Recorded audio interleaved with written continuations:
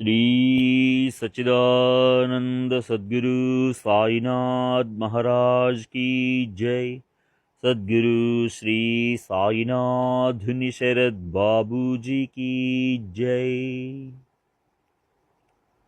శ్రీ ఏకనాథ భాగవతం 28వ అధ్యాయం. హే పరమ సద్గురు, నీకు జయ జయధ్వానాలు. హే సద్గురు పురుషోత్తమ పరబ్రహ్మ, బ్రహ్మకు బ్రహ్మ అన్న నామం నీ వల్లనే ప్రాప్తించింది. చిదైక్య స్ఫూర్తి రూపుడవైన సద్గురురాయ, నీవు జ్ఞానాత్ముడవు, జ్యోతిస్వరూపుడవు.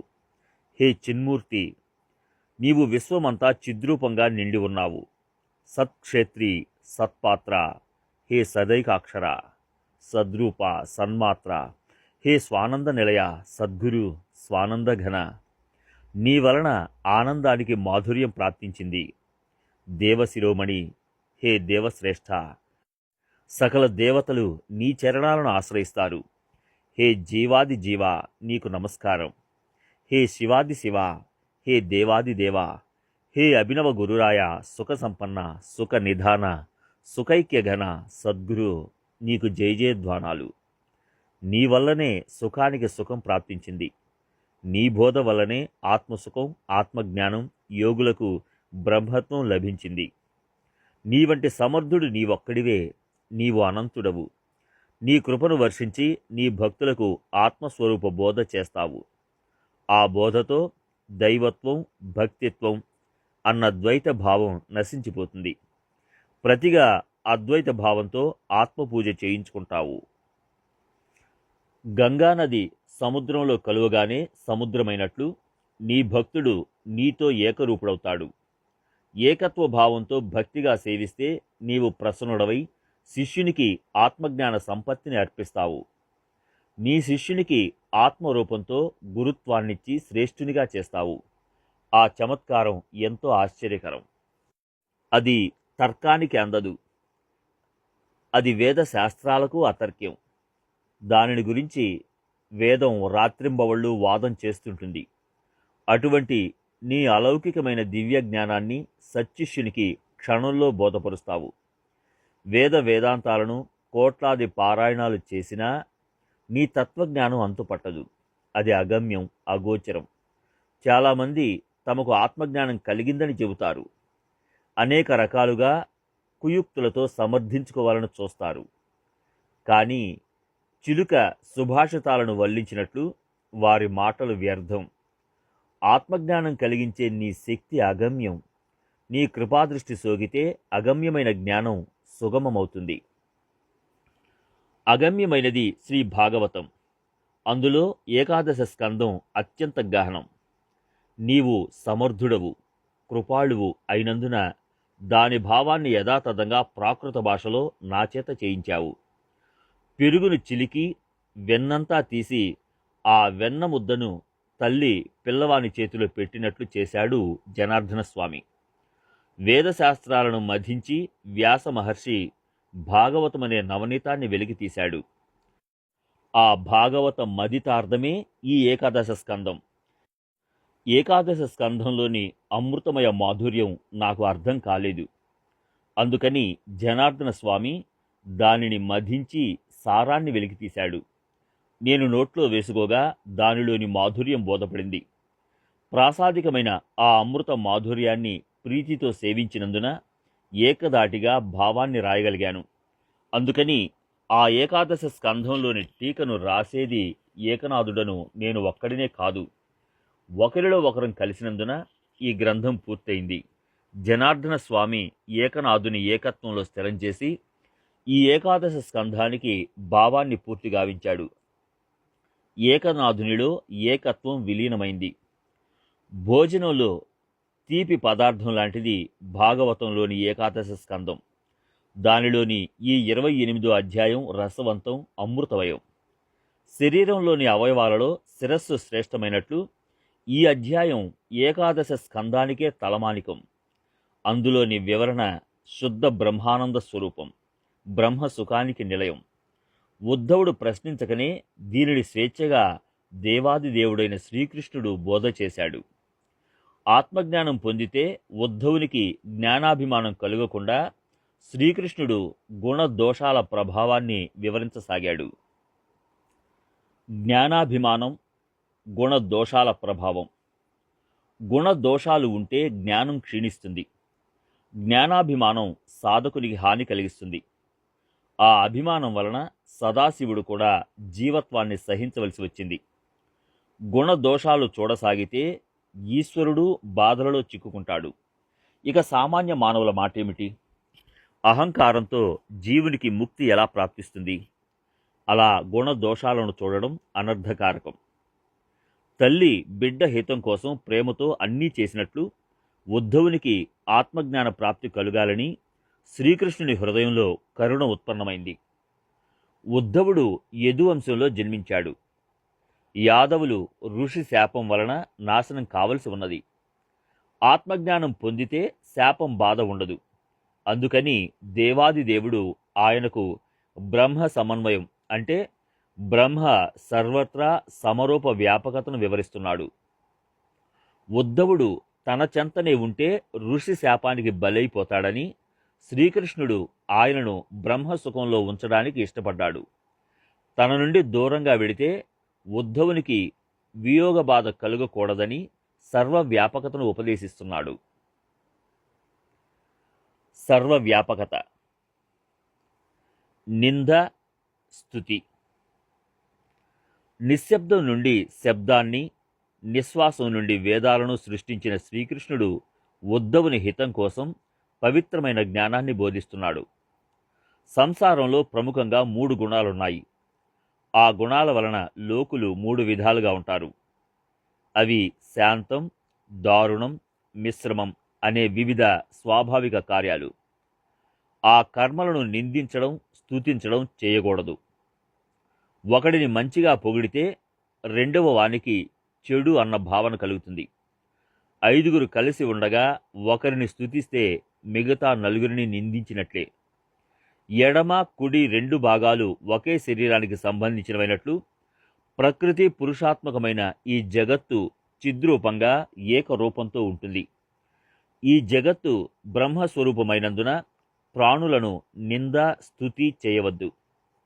సకల ప్రాణులలో ఆత్మరాముడు స్థితమై ఉంటాడు. కాబట్టి జీవుడు వెళ్ళిపోయినా ఎవరిని నిందించడం, స్తుతించడం చేయకూడదు. ఓ ఉద్ధవా, నిందను, స్తుతిని విడిచిపెడితే పరమార్థం ప్రాప్తిస్తుంది. ఆత్మబోధతో స్వార్థాన్ని జయించవచ్చు. సకల భూతాలలో బ్రహ్మభావాన్ని వీక్షించడమే బ్రహ్మస్థితి లక్షణం.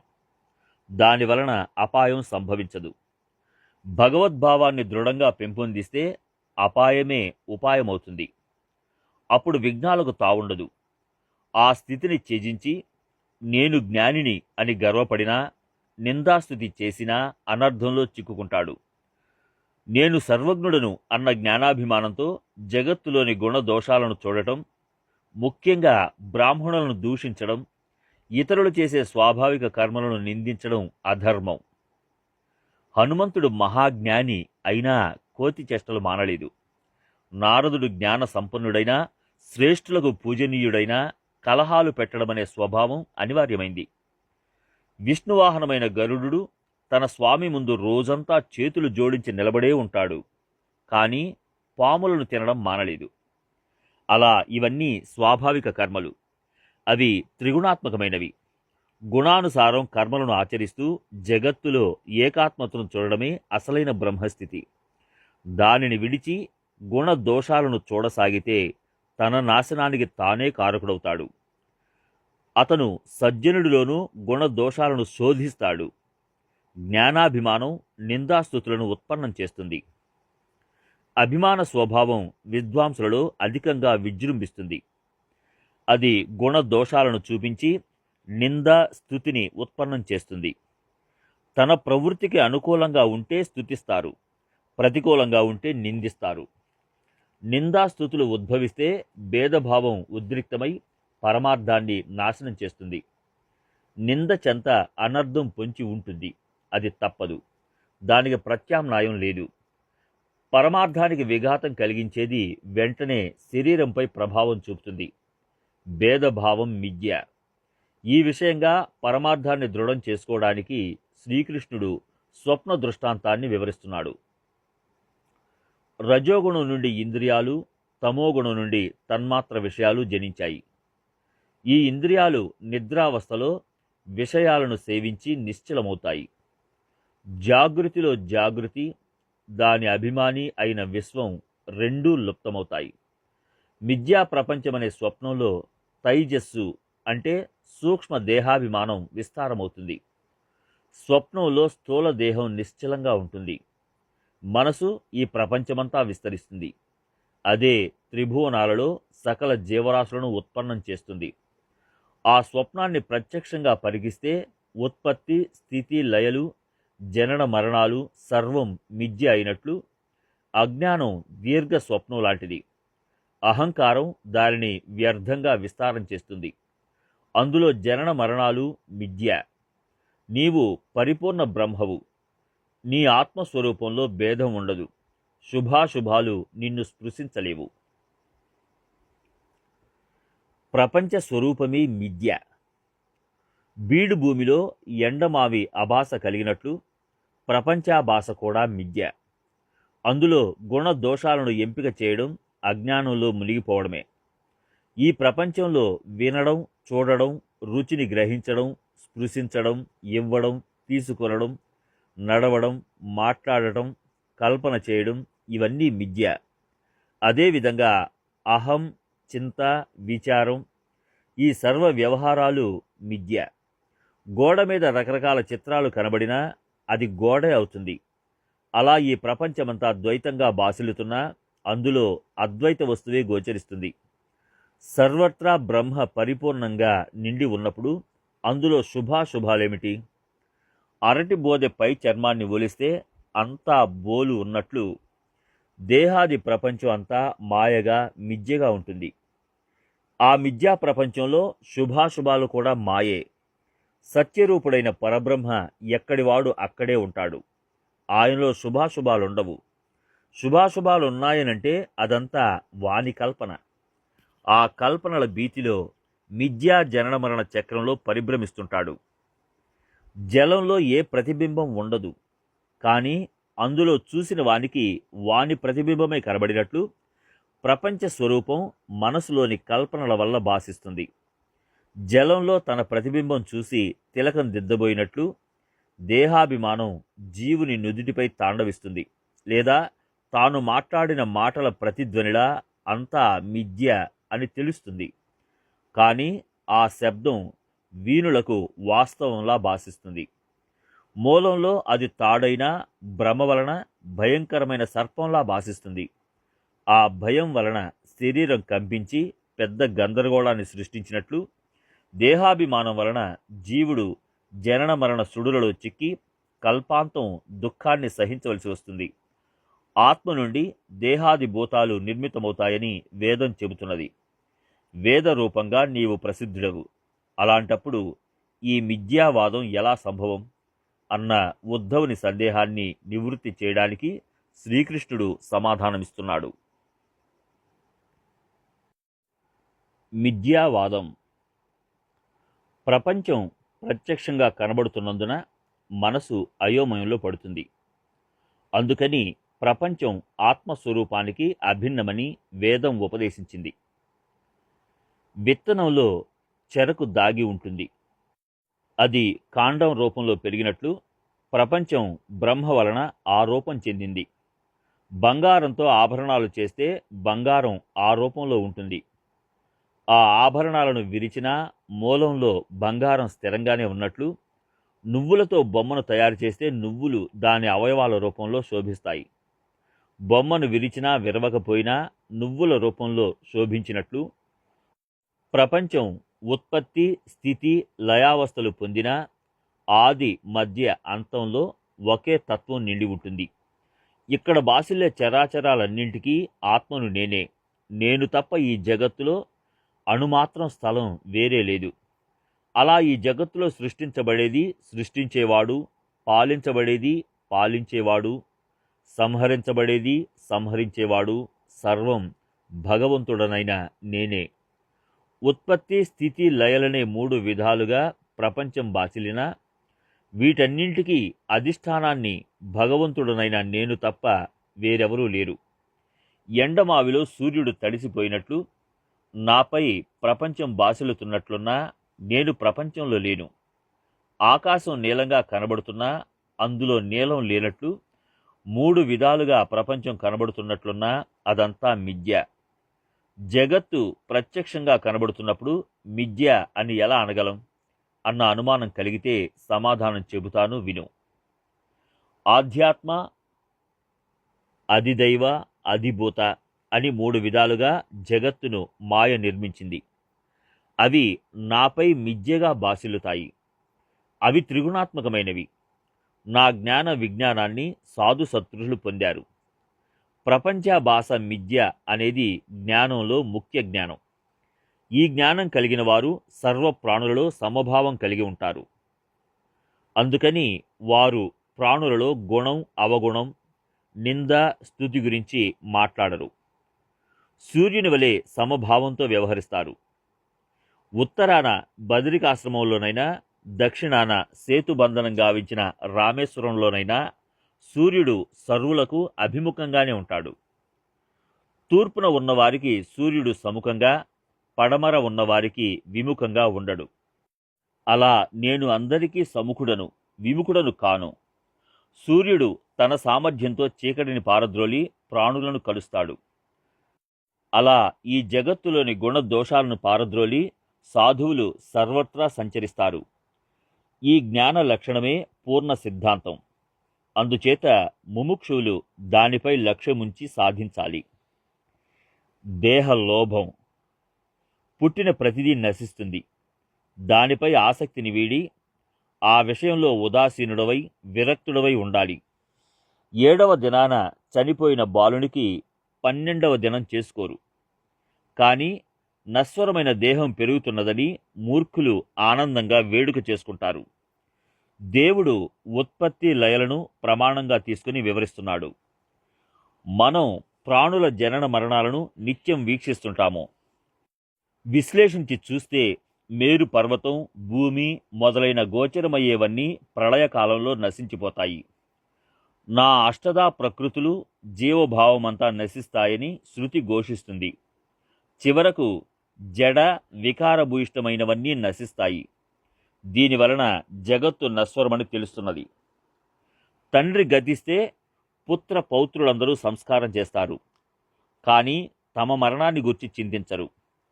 అంత దేహలోభ భ్రాంతిలో ఉంటారు. పుత్రుడు పితరులకు పిండ ప్రదానం చేస్తాడు. ఆయనకు సద్గతి కలగాలని ప్రార్థన చేస్తాడు. కానీ తన గతి ఏమవుతుందోనని చింతించడు. అలా దేహలోభంతో నశించిపోయే దానిపై ఆసక్తి కలుగుతుంది. ఆత్మకు సంసార బంధాలు ఉండవు. ఆత్మ ప్రకాశమయం.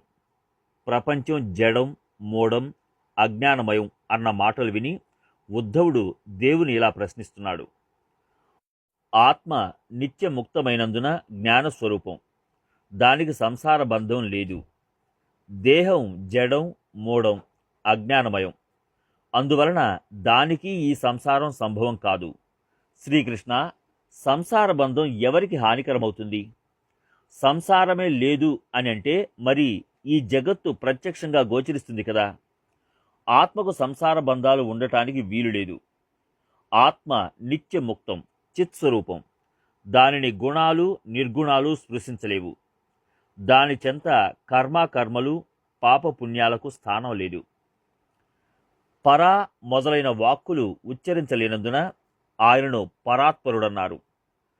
పరమాత్మ ప్రకృతికి అతీతమైనందున ప్రకృతి గుణాల వల్ల ఉద్విగ్నుడు కాడు. సూర్యచంద్రులను ప్రకాశింపజేసే ప్రకాశమే ముల్లోకాలను ప్రకాశింపజేస్తుంది. అలాంటి తేజోమూర్తైన ఆత్మకు సంసార బంధం కలగడం అసంభవం. మిడుగురు పురుగు తేజస్సుకు సూర్యుడు భస్మం కావచ్చు. నల్లికి భయపడి కాలుడు పారిపోవచ్చు. చీమ రెక్కల దాటికి ఆకాశం ఎగిరిపోవచ్చు. వాయువు తడబడి బావిలో పడవచ్చు. చిన్న చెరువులో మేరు పర్వతం మునిగిపోవచ్చు. కానీ ఈ గోవిందుని సంసార బంధాలు స్పృశించలేవు. రాయికి కడుపు నొప్పి పుడితే, కర్ర ఆకలితో అలమటిస్తే దేహాన్ని సంసార బంధాలు బంధించవచ్చు. దేహం జడ మూఢ అజ్ఞానమైనందున సంసార బంధం సంభవించదు. పర్వతం కొంచెం చిన్నదైతే, మట్టికి స్నానం చేయాలన్న అభిలాష కలిగితే, బొగ్గు చీకటిని నలుపు చేయగలిగితే దేహం భవబంధయుక్తం కాగలదు. దేహం ఆత్మల సంబంధం వలన సంసార బంధం కలుగుతుందని అనడం సరికాదు. ఆత్మ స్వయం ప్రకాశకం, దారుణమైన అగ్నితో సమానం. దేహం జడం మూఢం కర్రతో సమానం. అది ఆత్మతో ఏకరూపమైతే వెంటనే మసి అయిపోతుంది. కర్రలో అగ్ని ఉంటుంది కానీ కనబడదు.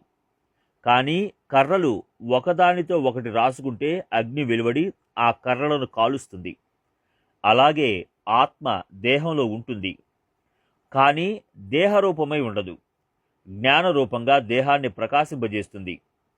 భవబంధాల పిచ్చి దానికి అంటదు. ఆత్మ సాంగత్యంలో దేహం మండిపోతే ప్రాణులు జగత్తులో ఎలా ఉండగలవు?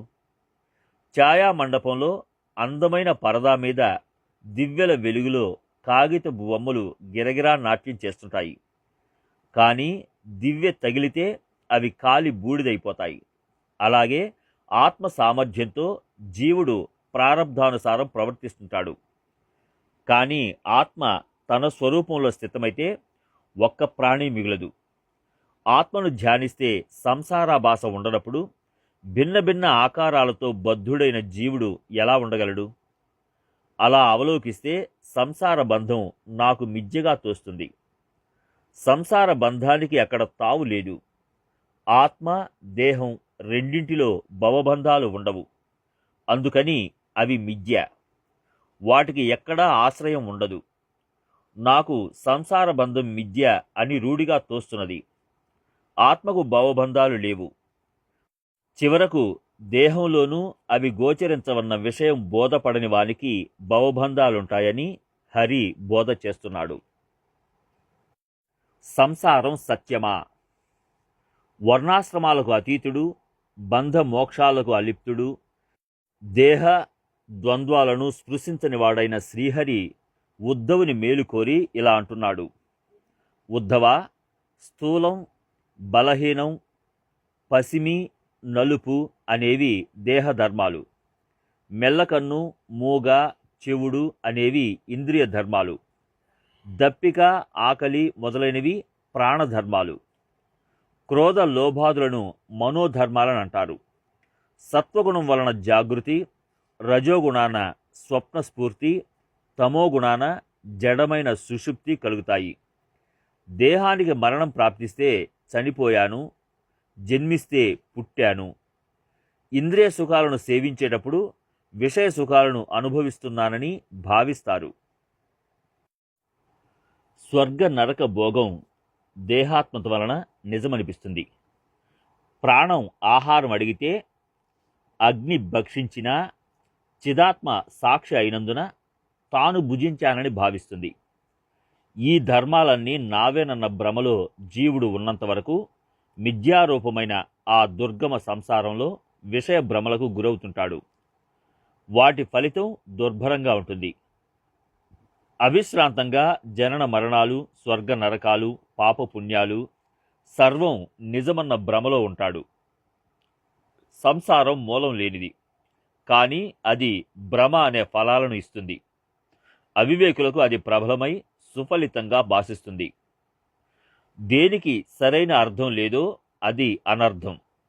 దాని ఫలం కూడా మర్కట కిషోర న్యాయంగా అనుభవించాలి. ఆకాశ పుష్పాల మాలను గొడ్రాలి బిడ్డకు వేయగలిగితే సంసార సుఖాల సంభ్రమం ఆత్మకు సంభవిస్తుంది. కానీ అది అసంభవం. దుర్భరమైన ఈ సంసారం సత్యం కాదు. దానిని వదిలించుకోవాలన్నా అది వదలదు. గొడ్రాలి పుత్రుని వలె సంసారంలో నిజం లేదు. నిజం అనుకుందామా, కాలమే దానిని నాశనం చేస్తుంది. సంసారమే నిజమైతే బ్రహ్మజ్ఞానం కూడా నాశనం చేయలేదు. అందుకని అది నిజమా అబద్ధమా నిర్ణయించలేము. అది అనిర్వచనీయం. అనాలోచితంగా దానిపై ప్రీతి ఉత్పన్నమైతే మధురంగా ఉంటుంది. విషయ చింతనను పెంచుతుంది. సంకల్పమే దానికి ఆయువు పట్టు. అది లేకపోయినా భాషించగలదు. స్వప్నంలో అనర్థం పట్ల మోజు కలిగినట్లు ఈ సంసారం మాయ భ్రాంతిలో విషయ సేవనం చేయిస్తుంది.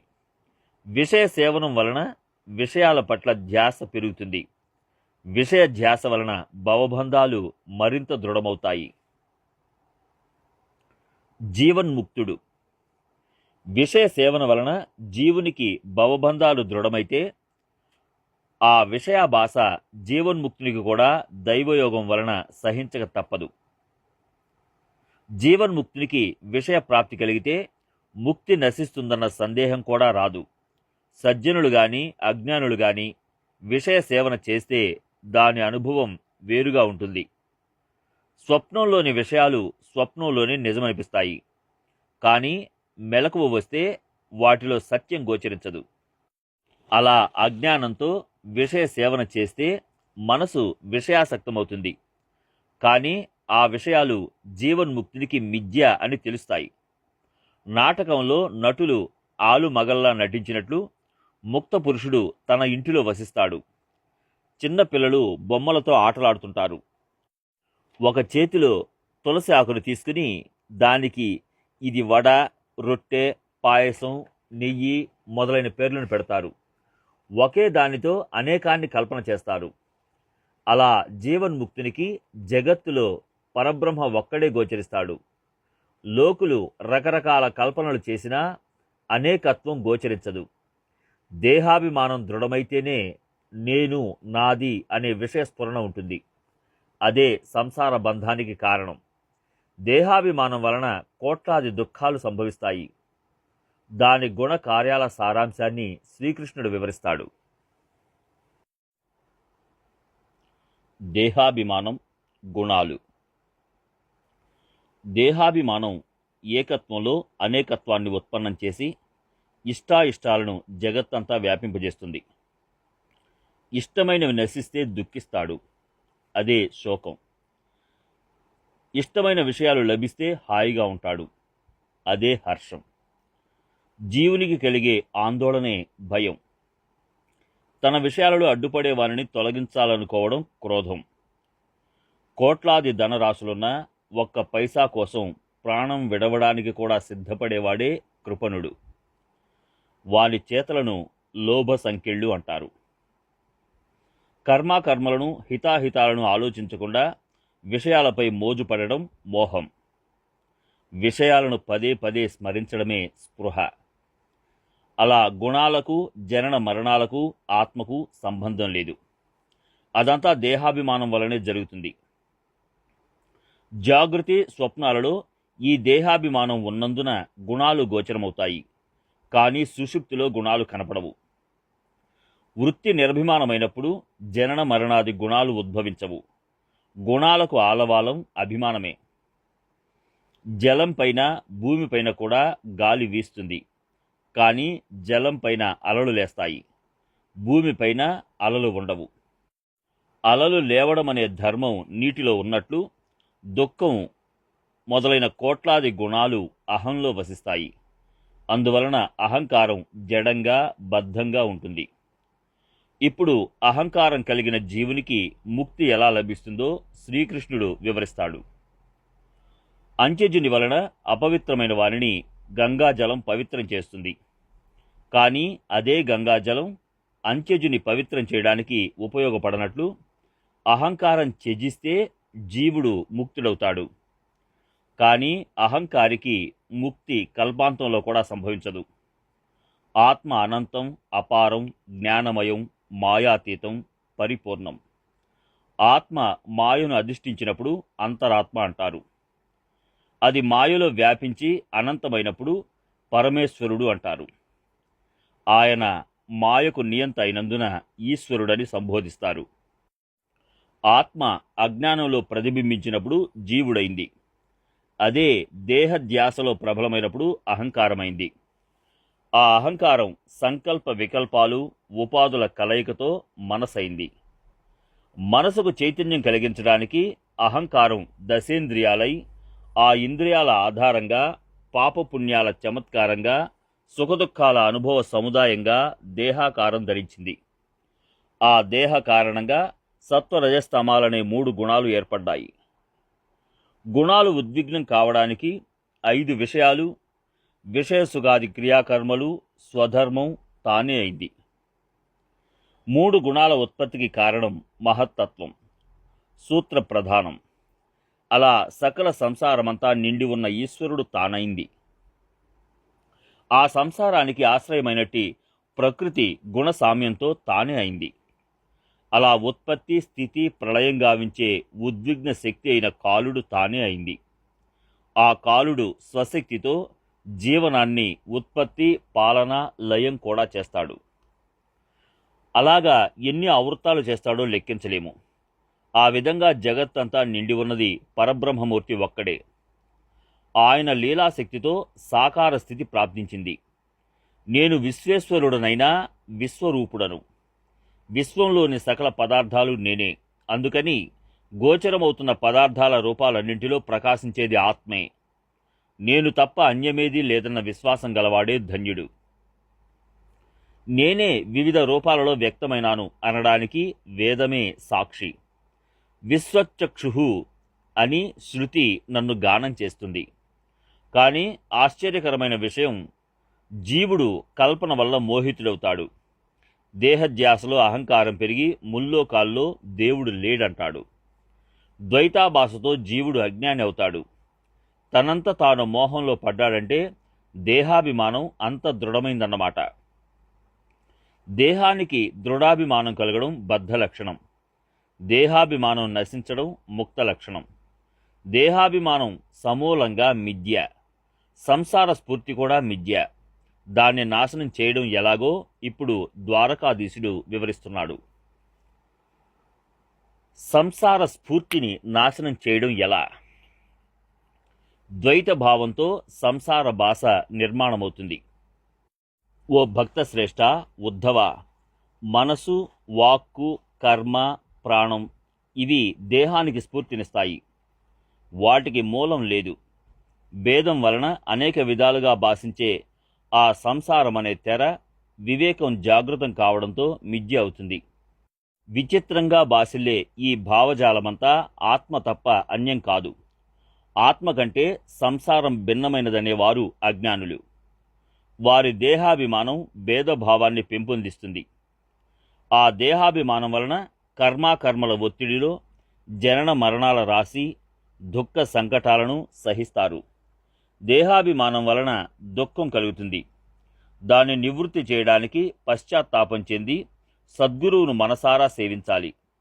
జ్ఞానమనే కత్తిని సంపాదించి గురూపదేశమనే సానపై పదును పెట్టాలి. సంసార వృక్షాన్ని వేళ్లతో సహా నిర్మూలించినట్లు ఆ కత్తితో దేహాభిమానాన్ని ఛేదించాలి. అలా దేహాభిమానాన్ని ఛేదించి మిగిలిన ఆయుష్తో సాధు సజ్జనులు నిరభిమానులై ఆత్మనిష్టతో భూమిపై ఆనందంగా సంచరిస్తుంటారు. వారిని కోరిక, నింద, ద్వేషం, తృష్ణ స్పృశించలేవు. మనసు ముకుళిస్తే తృష్ణ మనగలదా? సంసారాన్ని నాశనం చేసే జ్ఞానం ఏది? ఆ జ్ఞాన సాధన ఏమిటి? దానిని పొందితే కలిగే జ్ఞానఫలం ఏది? దానిని శ్రీకృష్ణుడు ఉద్ధవునికి వివరిస్తున్నాడు. జ్ఞాన సాధన. నిత్యమేది, అనిత్యమేది అన్న వివేకమే జ్ఞానం. ఆ జ్ఞానం కలిగిన వారికి స్థూల సూక్ష్మ దేహాలను ప్రకాశింపజేసేది ఆత్మ. తీయని రసాన్ని ఆస్వాదించడానికి మొదట చెరకు ఆకులను తెంపుతాడు. తరువాత చెరకును గట్టిగా పిండి రసాన్ని తీస్తాడు. ఆ రసం గట్టిపడినప్పుడు చక్కెర లభిస్తుంది. ఆ చక్కెరను పాకం చేసి అరటిపండు, టెంకాయ మొదలైన పదార్థాలను తయారు చేసినా వాటన్నిటిలో చక్కెర తీయదనం ఉంటుంది. అలాగే వివేకులు స్థూల దేహాన్ని నిరాకరించి సూక్ష్మదేహాన్ని ఎండగట్టి అహంకారాన్ని నాశనం చేసి పూర్ణ బ్రహ్మను పొందుతారు. వారు నిర్గుణ నిరాకారమైన బ్రహ్మస్వరూపంగా జగత్తుని వీక్షిస్తారు. ఓ ఉద్ధవ, అలా వివేకులు పరబ్రహ్మ స్వరూపాన్ని తెలుసుకుంటారు. దానిని వివేక జ్ఞానం అంటారు. బ్రహ్మ నిశ్శబ్దం, నిర్గుణం. అందులో శృతి స్ఫురణ సకల శబ్ద జ్ఞానమే నా వేదం. వేదరూపి నారాయణుండను నేనే, అందువల్ల వేదవచనం ప్రమాణం. శబ్ద జ్ఞానాన్ని నిత్యం పఠించేవారిని శృతి పావనం చేస్తుంది. ఆత్మస్వరూపాన్ని తెలుసుకోవడానికి దేహాది విషయాలను త్యజించాలి. అందువలన సాధకుని అంతరంగం పాపరహితమవుతుంది. దానిని తపమంటారు. పశ్చాత్తాపంతో మనసు లయమైతే పాతకాలు నశిస్తాయి. శృతిని అర్థం చేసుకున్నవాడు పరబ్రహ్మను తెలుసుకోవడానికి సమర్థుడవుతాడు. దేహం జడం, మూఢం, అచేతనం.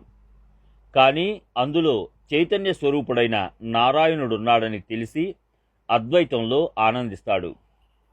పవిత్ర భావంతో నిరభిమానంగా సద్భావంతో సద్గురువును అనన్యంగా శరణు వేడితే గురు కృప లభిస్తుంది. ఇదే అద్వైత ప్రాప్తికి మార్గం. శరణాగతుని అర్హత లక్షణాలను చూసి సద్గురువు రహస్య జ్ఞానాన్ని ఉపదేశిస్తాడు. సర్వత్రా సమప్రమాణంలో పరబ్రహ్మ ఉన్నాడనేది శృతిలోని ఉత్తమోత్తమ రహస్యం. ఆ రహస్యం పరమ భాగవతుని హృదయంలో సులభంగా నాటుకుంటుంది. సద్గురు వచనాలు చెవిన పడగానే వృత్తి చిత్స్వరూపంలో తల్లీనమై ఆత్మానందంలో స్థిరపడుతుంది. ద్వంద్వాల స్ఫూర్తి లేని చోట సకల దుఃఖాలు అంతమవుతాయి. దేహానికి విదేహావస్థ ప్రాప్తిస్తుంది. దానిని ప్రత్యక్ష అంటారు. మరపు లేకుండా నిత్యం జ్ఞాపకంలో ఉండటం, అఖండ స్వరూపానుభవం పొందడం ప్రత్యక్షత. నేను స్వానందగనుడైన ఆత్మస్వరూపుడను అన్న అఖండ పరమానందానుభవం ప్రత్యక్ష అన్న పదానికి సరైన అర్థం. ఈ జ్ఞానం కొందరికి శ్రవణం వలన, కొందరికి మననం వలన, కొందరికి నిధిధ్యాసన వలన అబ్బుతుంది. వేరొక సాధకునికి ఈ బోధ స్వరూపాకార వృత్తి అభ్యాసం వలన ప్రాప్తిస్తుంది. మరొకడు నా అద్వైత భక్తితో శ్రీపతినైన నన్ను చేరతాడు. ఓ ఉద్ధవా, ఆత్మజ్ఞానం పొందడానికి ఇదే ముఖ్య సాధనం. అలా ఆత్మజ్ఞానం పొందితే దాని ఫలితం ఏమిటో వివరిస్తాను. ఆత్మజ్ఞాన ఫలితం. ఆద్యంతం నిత్యముక్తుడనైనందున నిష్కాముడను. నేను ప్రపంచానికి మూల కారణం. నాలేలగా సృష్టిని రచించేది నేనే. రజోగుణ సహాయంతో నేను సృష్టికర్తగా ఏకత్వంలో అనేకత్వాన్ని ప్రదర్శిస్తాను. మూలంతో పని లేకుండా ఫలభరితమైన చెట్టు తన కాండంపై పెరిగినట్లు నిష్కాముడనైన నాకు సృష్టిని సంరక్షించడం ప్రీతి. చదరంగం ఆటలో రాజు, ప్రధాని, సిపాయి, ఒంటె, గుర్రం అన్నీ ఒకే కర్రతో తయారు చేయబడతాయి. వాటికి ఎలాంటి పూర్వకర్మ ఉండదు. అలాగే నేను నైష్కర్మ్యతగా సృష్టిని ప్రకాశింపజేస్తాను. అలా ఈ జగత్తు నిష్కర్మ బ్రహ్మం. చదరంగంలో అచేతనాలు ప్రబలంగా యుద్ధం చేసినట్లు లోక రక్షణార్థం ప్రేమతో నేను సృష్టిని పాలిస్తాను. ప్రకృతి అంతా జడం, మూఢం. అది పురుషుని కలయిక వలన సచేతనమై కాలుని పాశం కైవసం చేసుకుని చరాచరాలను ఆడిస్తుంది. అలా ఆడించే విష్ణువును నేను ఒక్కడినే. ఆ నిర్జీవ సంఘర్షణలో మరణం లేని వాటికి కూడా మరణం కలుగుతుంది. ఒకరికి జయమైతే మరొకరికి అపజయం. అలా రెండు పక్షాలను ఆడించేది నేనే. మరణించిన తరువాత పుణ్యవంతుడు వైకుంఠానికి, పాపి నరకానికి పోతాడు. ఇలా ఇవి సృష్టికి బంధ మోక్షాలు.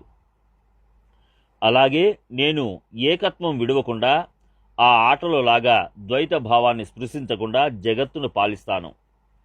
తాడును పాము అనుకుని వీరుడు బలంగా కొట్టినట్లు నేను ప్రళయకాల రుద్రుడనై సృష్టి సంహారం చేస్తాను. నేను ప్రళయకర్తను. ఉత్పత్తి, స్థితి, లయలు సృష్టిలో ఉంటాయి. ఆత్మ అఖండంగా ఉంటుంది. జ్ఞాని ఆ స్వరూపాన్ని పొందుతాడు. బ్రహ్మ స్వయంభువు. ఆయన ఉన్నాడు, లేడు అనడం భ్రమ. తాడు సర్పాకారంలో భాషించినా అది తాడే అవుతుంది. దానికి సర్పాభాస లేకపోయినా తాడుగానే ఉంటుంది. అలా సృష్టిని ఉత్పన్నం చేసే ఆత్మ జన్మ ఎత్తదు. సృష్టి ఆలనా పాలనా చూసే ఆత్మ పెరుగదు. సృష్టిలో ప్రళయం వచ్చినా ఆ ప్రళయం ఆత్మకు ఉండదు. ఆ ప్రకారం ఉత్పత్తి, స్థితి, లయలనే మూడు అవస్థలలో ఆత్మ దోషరహితంగా ఉంటుంది. అలా జ్ఞాన సాధన చేసి సాధకుడు జ్ఞానై అజ అవ్యయ ఆనంద రూప పూర్ణ బ్రహ్మమవుతాడు. ఇది జ్ఞానఫలం.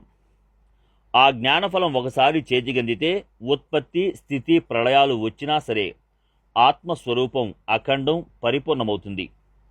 ఇప్పుడు శ్రీహరి దాన్ని దృష్టాంతంతో సహా వివరిస్తున్నాడు. బంగారంతో అనేక ఆభరణాలను తయారు చేసినా బంగారం స్వరూపంలో మార్పు రాదు.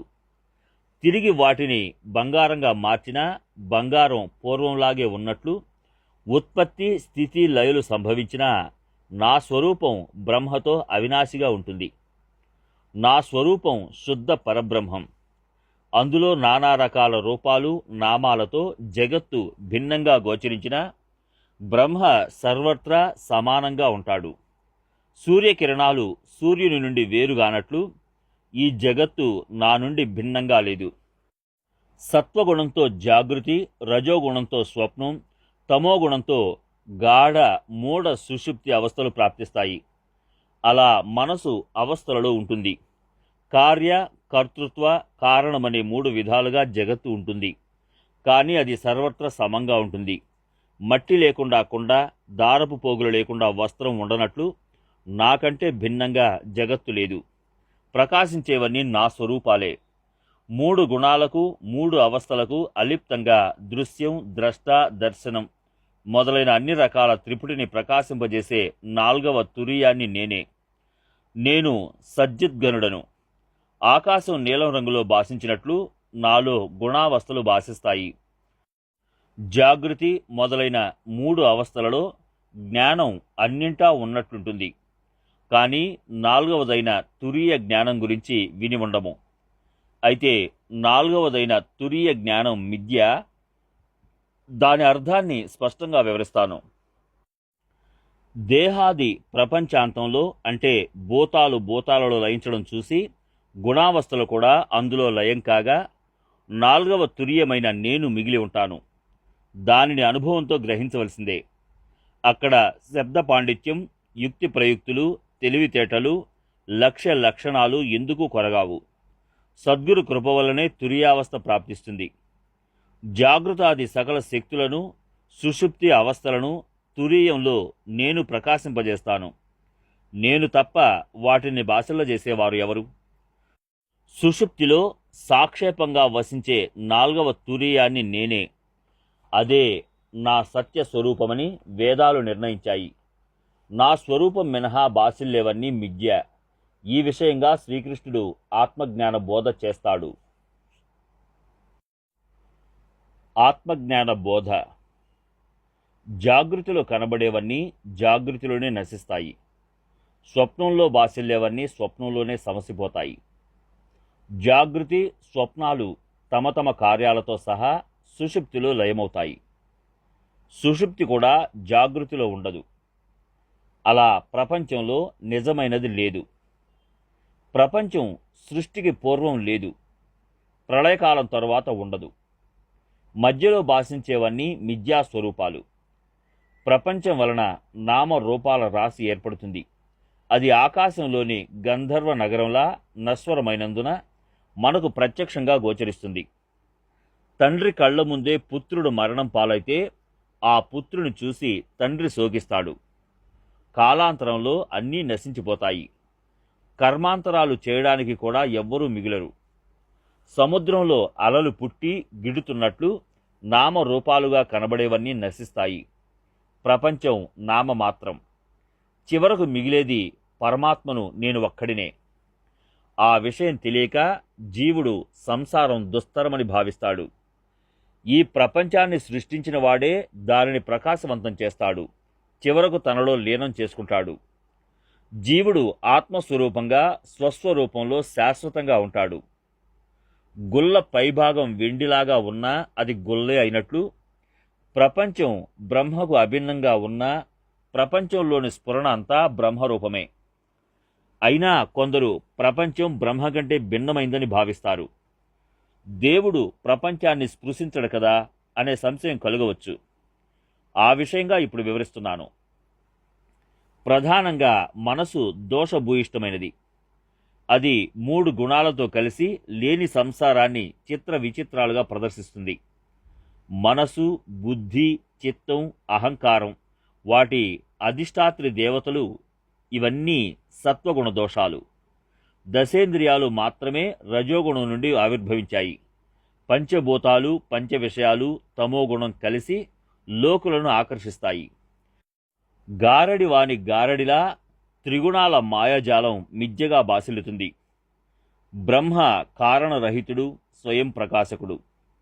ఆయన ప్రపంచానికి మహాకారణం, దాని ప్రకాశకుడు కూడా.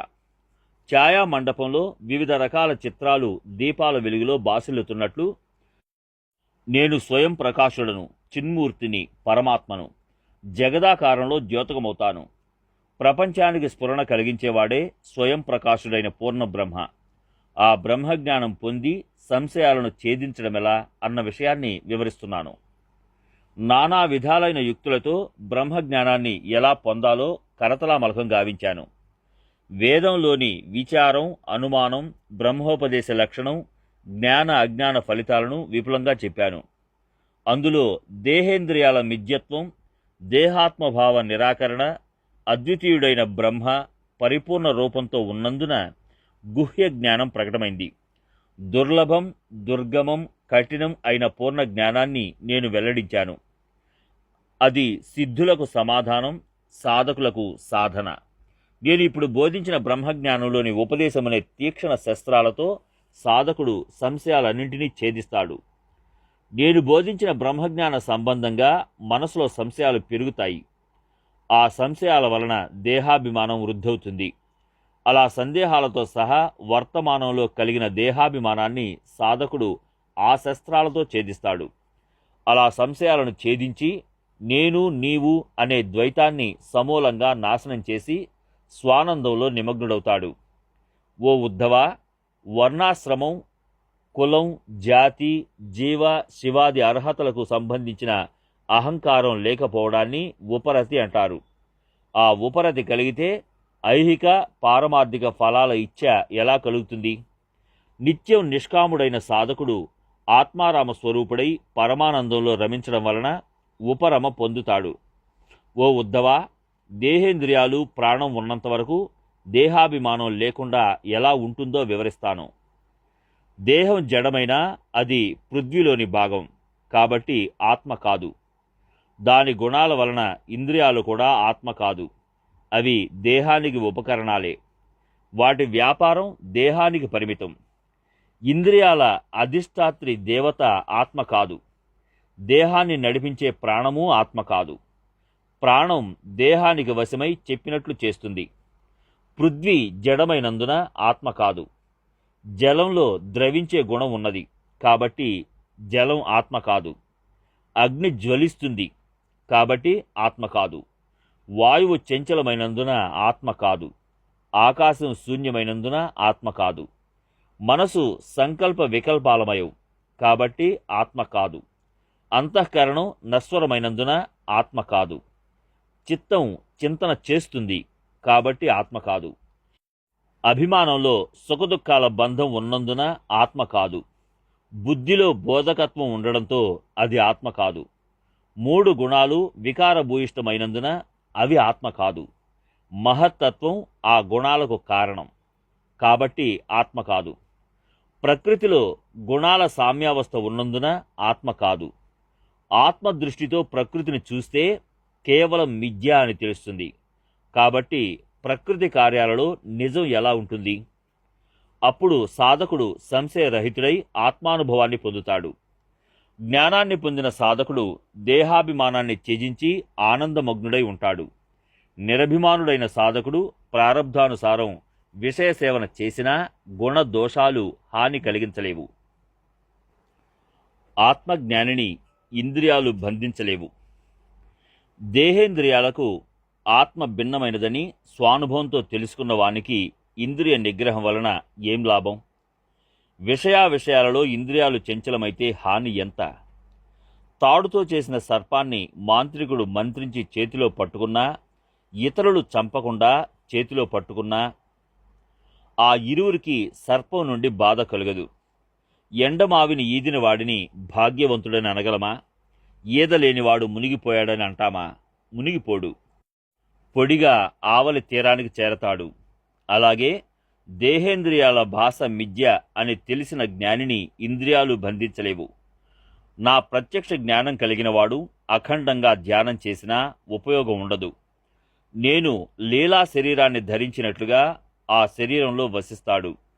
ఇంద్రియాలతో కర్మ చేసినప్పటికీ మోహసాగరంలో మునిగిపోడు. దైవయోగం ప్రాప్తించినవాడు ఇంద్రియాల సాంగత్యంలో విషయాలలో మునిగి తేలినా బ్రహ్మస్వరూపం నుండి చలించడు. నా స్వప్రకాశమైన ఆనందఘనుడైన పూర్ణ బ్రహ్మంతో ఏకరూపుడైన వానికి విషయ స్ఫురణ హాని కలిగించలేదు. సూర్యుడు ఆకాశాన ఉదయించి లోకులను నిద్రలేపి కర్మలలో మగ్నం చేస్తాడు. అయినా ఈ జగత్తులోని సర్వకర్మలకు అలిప్తంగా ఉంటాడు. పరమాత్మనైన నేను స్వయం ప్రకాశంతో ముల్లోకాలనంతా ప్రకాశింపజేస్తాను. కానీ నేను ఆ కర్మలకు అలిప్తంగా ఉంటాను. భార్య, పిల్లలు, ఇల్లు, వాకిలి, సకల బంధువులతో కలిసి వ్యవహారం చేస్తున్న ముక్తుని నిస్సంగుడని ఎలా అనగలం అనే అనుమానం నీకు కలుగవచ్చు. ఈ విషయంగా శ్రీకృష్ణుడు సూర్యుని దృష్టాంతాన్ని చెబుతున్నాడు. సూర్యమండలం 1,00,000 యోజనాల పైనే ఉన్నది. మేఘాల తెర 12 యోజనాల ఎత్తులో ఉన్నది. ఆ మేఘాల వలన సూర్యుడు కనబడలేదని సర్వులు భావిస్తారు. కానీ గమనిస్తే సూర్యుడు, మేఘాలు కల్పాంతంలో కూడా కలుసుకోవు. అలాగే ఇంద్రియాల కర్మలు జ్ఞానిని స్పృశించలేవు. మేఘం జనాల కళ్ళు కప్పుతుంది, కానీ మేఘం సూర్యుని కప్పేసిందని జనులు అంటారు. అలా మాయ వలన భ్రాంతి చెందిన లోకులకు వ్యతిరేక జ్ఞానం కలుగుతుంది.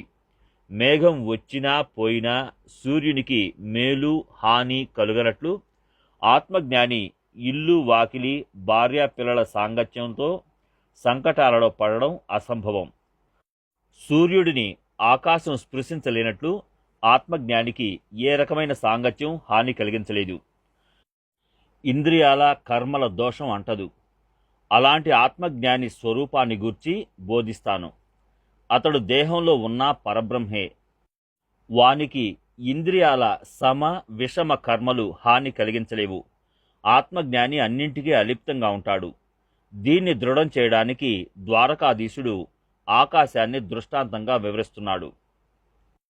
భూమి, జలం, అగ్ని, వాయువు, నీరు అన్నింటా ఆకాశం వ్యాపించి ఉంది. కానీ భూమి వగైరాల మాలిన్యం ఆకాశాన్ని అంటదు. ఆకాశం భూధూళితో మలినం కాదు. దుమ్ము ఎన్ని సుడులు తిరిగి పైకి లేచినా ఆకాశాన్ని అంటలేదు. అగ్నిజ్వాలలు ఎంత పైకి లేచినా ఆకాశాన్ని జ్వలించలేవు. భయానకమైన సుడిగాలులు ఆకాశాన్ని ఎగరగొట్టలేవు. నీళ్లు ఆకాశాన్ని ముంచలేవు. సూర్యుని తీక్షణ కిరణాలు ఆకాశానికి చెమట పట్టించలేవు. దట్టమైన మంచు కురిసినా ఆకాశాన్ని గడ్డ కట్టించలేదు.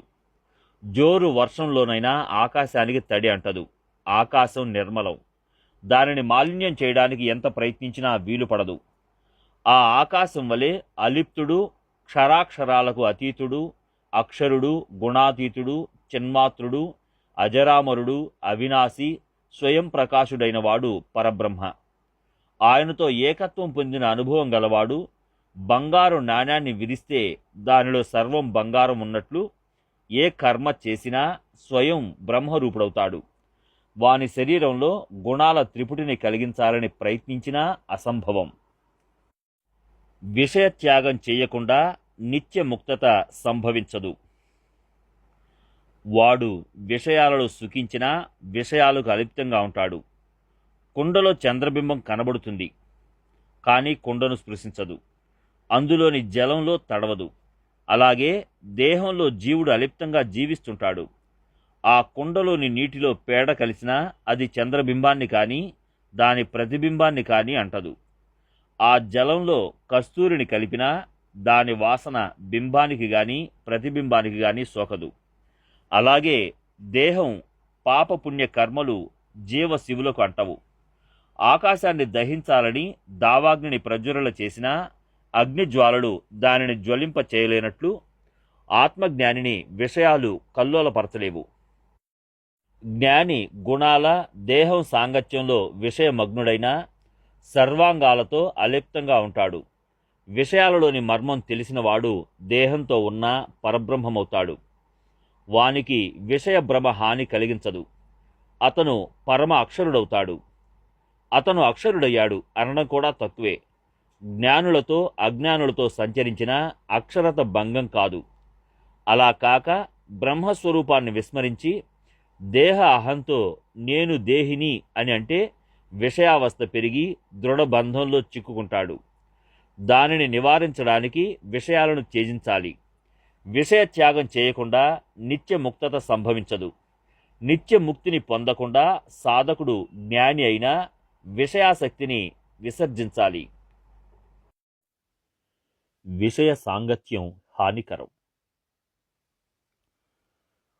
స్వరవర్ణయుక్తంగా 4 వేదాలలో సాధకుడు నిపుణుడైనప్పటికీ ఉద్దేశ్యపూర్వకంగా విషయాచరణ చేస్తే హాని కలుగుతుంది. సర్వశాస్త్రాల శ్రవణం కరతలామలకమైన శబ్దజ్ఞాన సంపన్నుడైన ప్రాణాయామంతో ప్రాణాన్ని అపానం నుండి సమంగా చేసిన మృత్యువును జయించ సమర్థుడైన వరం శాపం అనుగ్రహించడానికి సమర్థుడైన యోగ సామర్థ్యంతో గాలిలో ఆసనం వేసేవాడైనా అనేక సిద్ధులను ప్రదర్శించేవాడైనా మంత్రానుష్ఠానంతో మంత్రదేవతను ప్రసన్నం చేసుకున్నవాడైనా విషయ వాసనలు విషమ పరిస్థితులను కల్పిస్తాయి. ఆత్మానుభవం ప్రాప్తించగానే నేను ముక్తుడనని భావించిన వానికి విషయ సాంగత్యం హానికరమవుతుంది. అభిమానాన్ని నిర్మూలించి నిత్యముక్తుడు కానంత వరకు విషయాచరణ హాని చేస్తుంది.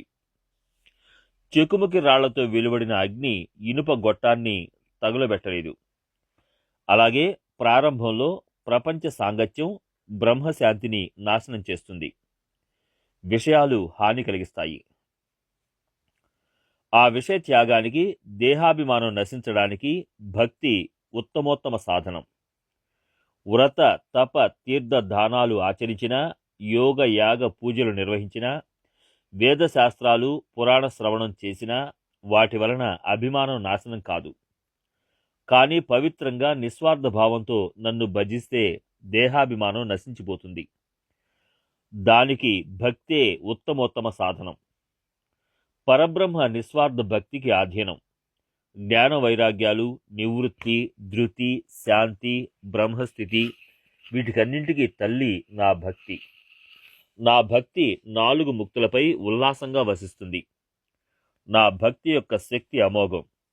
నా రూపం అనంతం. అపారమైన నా భక్తికి నేను కట్టుబడి ఉన్నాను. నేను నా భక్తుని ద్వారంలో నిలబడి ఉంటాను. నేను భక్తికి బద్ధుడను, భక్తుని ఆధీనంలో ఉంటాను. నా భక్తి మహిమ నాకు తెలియదు. నేటి వరకు ఎంతోమంది నన్ను భక్తితో కొలిచి మోక్షమడిగారు. కానీ 4 ముక్తులను ఉపేక్షించి నిస్వార్థ భావంతో నన్ను భక్తితో పూజించేవాడు ధన్యుడు. నిస్వార్థ భక్తి కలిగితే 4 ముక్తులు వాని పాదాల చెంత ఉంటాయి. వాని పవిత్ర భావానికి నా సర్వస్వం అర్పిస్తాను. ఆ భక్తే ముఖ్య సాధనం. ఆ భక్తునికి నేను అధీనుడను. వాని మాటలు నేను జవదాటను. ఆ భక్తుని మాట మేరకు నేను నృసింహ, వరాహ మొదలైన అవతారాలు ధరించాను. నేను విదేహుడనైనా వాని కోసం సగుణ రూపుడనై దేహధారణ చేశాను. ఒక్క అంబరీషుని కోసం 10 జన్మలెత్తాను. నా జన్మరాహిత్యానికి భంగం కలిగినా సహిస్తాను. కానీ నా భక్తులకు ఏ లోటు రానియను. కౌరవులు ద్రౌపదిని వివస్త్రణ చేయ ప్రయత్నించగా నేను పరుగున వెళ్లి ఆమె దేహాన్ని నువ్వు గింజంత కూడా కనబడనీయక కోట్లాది వస్త్రాలను ఆమెకు కట్టబెట్టాను. అలా నేను నా భక్తుల సంకటాలను రూపుమాపుతాను. నేను నా భక్తుల హితకారిని. జన్మరహితుడనైనా వారి కోసం జన్మిస్తాను. భక్తులకు రక్షణగా ఉండి శత్రుమిత్రులను సమంగా చూస్తాను. నా భక్తులకు మేలు చేసేవాడు నాకు పరమమిత్రుడు. నా భక్తులతో విరోధించిన వారిని అంతం చేస్తాను. నా భజన చేయని దురదృష్టవంతులు అధఃపతనమవుతారు. నా నామాన్ని అరక్షణం భజిస్తే పాతకాలు నశిస్తాయి. నా నామం దాటికి మహాపాతక సముదాయం పారిపోతుంది. నామం చెంత పాతకాలకు నిలువ నీడ ఉండదు. నా నామం ముందు పాపాలు ఎలా మనగలవు? సూర్యుడు అంధకారంలో మునిగితే భక్తుల చెంతకు పాపాలు రాగలవు. భక్తుల చరణధూళి సోకితే పాపాలు నిలవలేవు. నా నామం జగత్తులో బ్రహ్మాస్త్రం. మహాపాతకాలన్నీ చీమతో సమానం. నా నామం మహాశక్తివంతం. నా భక్తి మహిమ వర్ణనాతీతం. నా భక్తి ముద్రపడిన చోట కలికాల న్యాయం వర్తించదు. నా భజన వల్లనే దేహాభిమానం నశిస్తుంది. దేహాభిమానం లేనివాడు నీ భజన చేయడం ఎలా అని నువ్వు ప్రశ్నించవచ్చు. దానిని గురించి వివరిస్తాను. అభేద భావంతో భక్తితో కొలిస్తే దేహాభిమానం నశిస్తుంది. సర్వ ప్రాణులలో భగవద్భావన కలిగించడమే అభేద భక్తి. ఆ భజన సాధ్యపడితే అహంకారం మిగిలి ఉండదు. నోట సదా నా నామ భజన చేస్తూ, నా కీర్తిని సదా శ్రవణం చేస్తూ, మనసారా భక్తి లీలా విలాసాలను స్మరిస్తూ నన్ను సేవిస్తే మెలకువలోనూ స్వప్నంలోనూ సర్వత్రా నన్ను దర్శిస్తాడు. వాని చిత్తంలో నేను నిండి ఉంటాను. అలా నన్ను పూజిస్తే త్రిగుణాలు నశిస్తాయి. అహంకారం నివృత్తయి విషయాసక్తి నాశనమవుతుంది. సర్వ విషయాలు నాకు అర్పించిన భక్తులకు విషయ సేవన హాని కలిగించదు. అనేక కఠోర సాధనలు చేసి విషయాలను త్యజించిన వానికి ఎంతో దుఃఖం కలుగుతుంది. కానీ నా భక్తుడు తన విషయాలను భగవంతుడికి నియమంగా అర్పించడం వలన నిత్యముక్తుడవుతాడు. ప్రతి ముద్దలో హరిస్మరణ చేస్తే ఆ అన్నమే పూర్ణ బ్రహ్మమవుతుంది. దానిలోని హానికర తత్వం అంతమై బ్రహ్మార్పణమవుతుంది. భక్తులు పూజ చేసే పద్ధతి ఇలా ఉంటుంది. విషయాలలో నా స్వరూప భావన కలిగి ఉంటారు. దానివలన విషయస్ఫూర్తి అంతరించడంతో విషయాలు హాని కలిగించలేవు. వాసనాక్షయమై త్రిగుణాల దోషాలతో సహా దేహాభిమానాన్ని నశింపజేస్తుంది. కానీ అలాంటి భక్తి లేకుండా విషయాసక్తుడైన వాడు బాధలలో చిక్కుకుంటాడు. నేను కర్తను కాను అన్న ఆత్మబోధ దృఢంగా నాటుకొనిదే విషయాలతో సంబంధం పెట్టుకోకూడదు. కుయోగం. వైద్యునికి రోగ లక్షణాలు తెలియకపోతే రోగికి ధాతుపుష్టి ఉందా క్షీణించిందా అన్న విషయం తెలియదు. పథ్యం, అనుపానం, నాడీ పరిజ్ఞానం లేని వైద్యుని చెంత మందు తీసుకుంటే రోగం మళ్లీ మళ్లీ పెరిగినట్లు, విరక్తి లేకుండా విషయాలను త్యజిస్తే సాధకునికి అనివార్యమైన హాని కలుగుతుంది. ఆంతర్యంలో విషయ నివృత్తి లేకుండా బాహ్యంగా విషయాలను త్యజించినట్లు విరక్తిని ప్రదర్శించడాన్ని కుయోగం అంటారు. వాడిని కుయోగి అంటారు. భగవద్భజనను వేదం విధించిన మార్గాన్ని త్యజించడం కుయోగం. ధనం, స్త్రీ మొదలైన విషయాలలో దృఢమైన ఆసక్తి ఉన్నా బాహ్యంగా విషయాలను త్యజించినట్లు విరక్తి నటించడం, తాను గొప్ప రాజయోగి అనుకుని విషయాలలో మునిగి తేలడం, విరక్తి లేకపోవడం కుయోగం. అలాంటి కుయోగి జనన మరణ చక్రంలో చిక్కుకుంటాడు. దుఃఖాల సుడుల్లో గిరికీలు కొడుతుంటాడు. వాడిని విడిపించగల వారెవరు? ఇహలోక విషయానుభవం పూర్తి కాకుండా, పరమార్థం కోసం పూర్ణ త్యాగం లేకుండా ఇహ పరాలకు దూరమై కుయోగి దుఃఖిస్తుంటాడు. పరమార్థం కోసం విషయ త్యాగ సాధన చేస్తున్నప్పుడు కలిగే అవరోధాలను, నానా రకాల విఘ్నాలను అధిగమించి అనుతాపం చెందిన వానికి దుర్గతి ప్రాప్తించదు. సాధకుడు బ్రహ్మజ్ఞానం కోసం విషయాలను త్యజించి ఏకాగ్రతతో అభ్యాసం చేయసాగితే మధ్యలో అనేక విఘ్నాలు కలుగుతాయి. కామ విచారం ప్రబలమవుతుంది. క్రోధాగ్ని పెంపొందుతుంది. శిష్యులు, ఆప్తులు, ఇష్టులతో గొడవల వలన స్వహితానికి అవరోధం కలుగుతుంది. స్త్రీ రూపంలో దేవతలు విఘ్నాలు కలిగించడానికి ఆరంభిస్తారు. అలాంటి విఘ్నాల వలన యోగం భంగమవుతుంది. అప్పుడు అనురాగం ఉద్ధరిస్తుంది. ఏకనిష్టతో అభ్యాసం చేసినా దైవయోగం వలన యాగంలో విఘ్నాలు వస్తుంటాయి. యోగి కర్మబంధం. ఆంతర్యంలో వైరాగ్యం ఉత్పన్నమై యోగి ఉత్సాహంతో అభ్యాసం చేయగలుగుతాడు.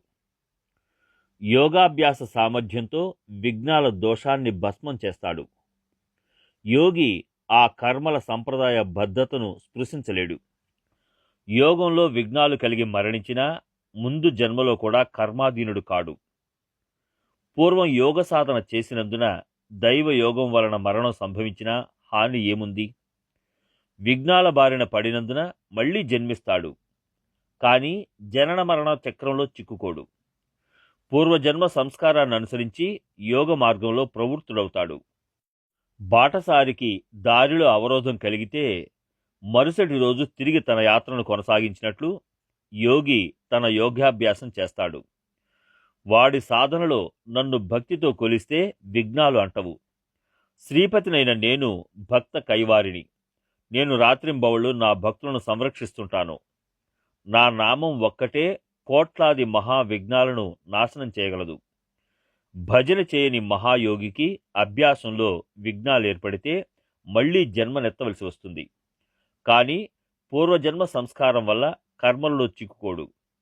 జీవోన్ముక్తుడైనవాడు ప్రారబ్ధ కర్మానుసారం ప్రవర్తిస్తాడు. మరైతే యోగభ్రష్టుడు కర్మలను త్యాగం చేయడం ఎలా సంభవం? ముక్తుని మోక్ష లక్షణాలే సాధకునికి ముఖ్య సాధన అవుతుంది.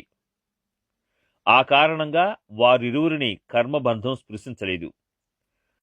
నేను ఒక కర్మకర్తను అనే అహంకారం లేనివాడు కర్మబంధానికి అతీతుడు.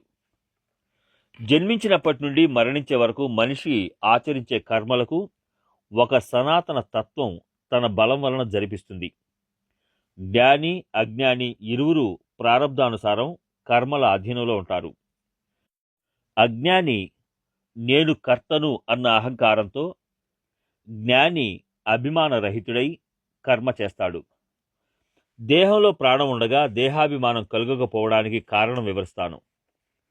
తాడు పామన్న భయం తాడని తెలిసాక ఉండనట్లు బ్రహ్మానందం అనుభవమైతే అహం కర్తృత్వం స్ఫురణకు రాదు. ఇక యోగభ్రష్టుడు తన పూర్వజన్మ సంస్కారం వలన యోగం సిద్ధించడానికి దేహాభిమానాన్ని ఉత్పన్నం కానీయడు. నిరభిమాని బ్రహ్మానందంలో సంపన్నుడవుతాడు. వానికి దేహ కర్మబంధాలు హాని కలిగించలేవు. దేహ కర్మలకు అలిప్తంగా ఉంటాడు. ఇందులో గొప్ప వింత ఏమీ లేదు. కానీ దేహంలో ఉంటూ దేహరహితంగా ఉండటాన్ని గురించి శ్రీకృష్ణుడు వివరిస్తున్నాడు.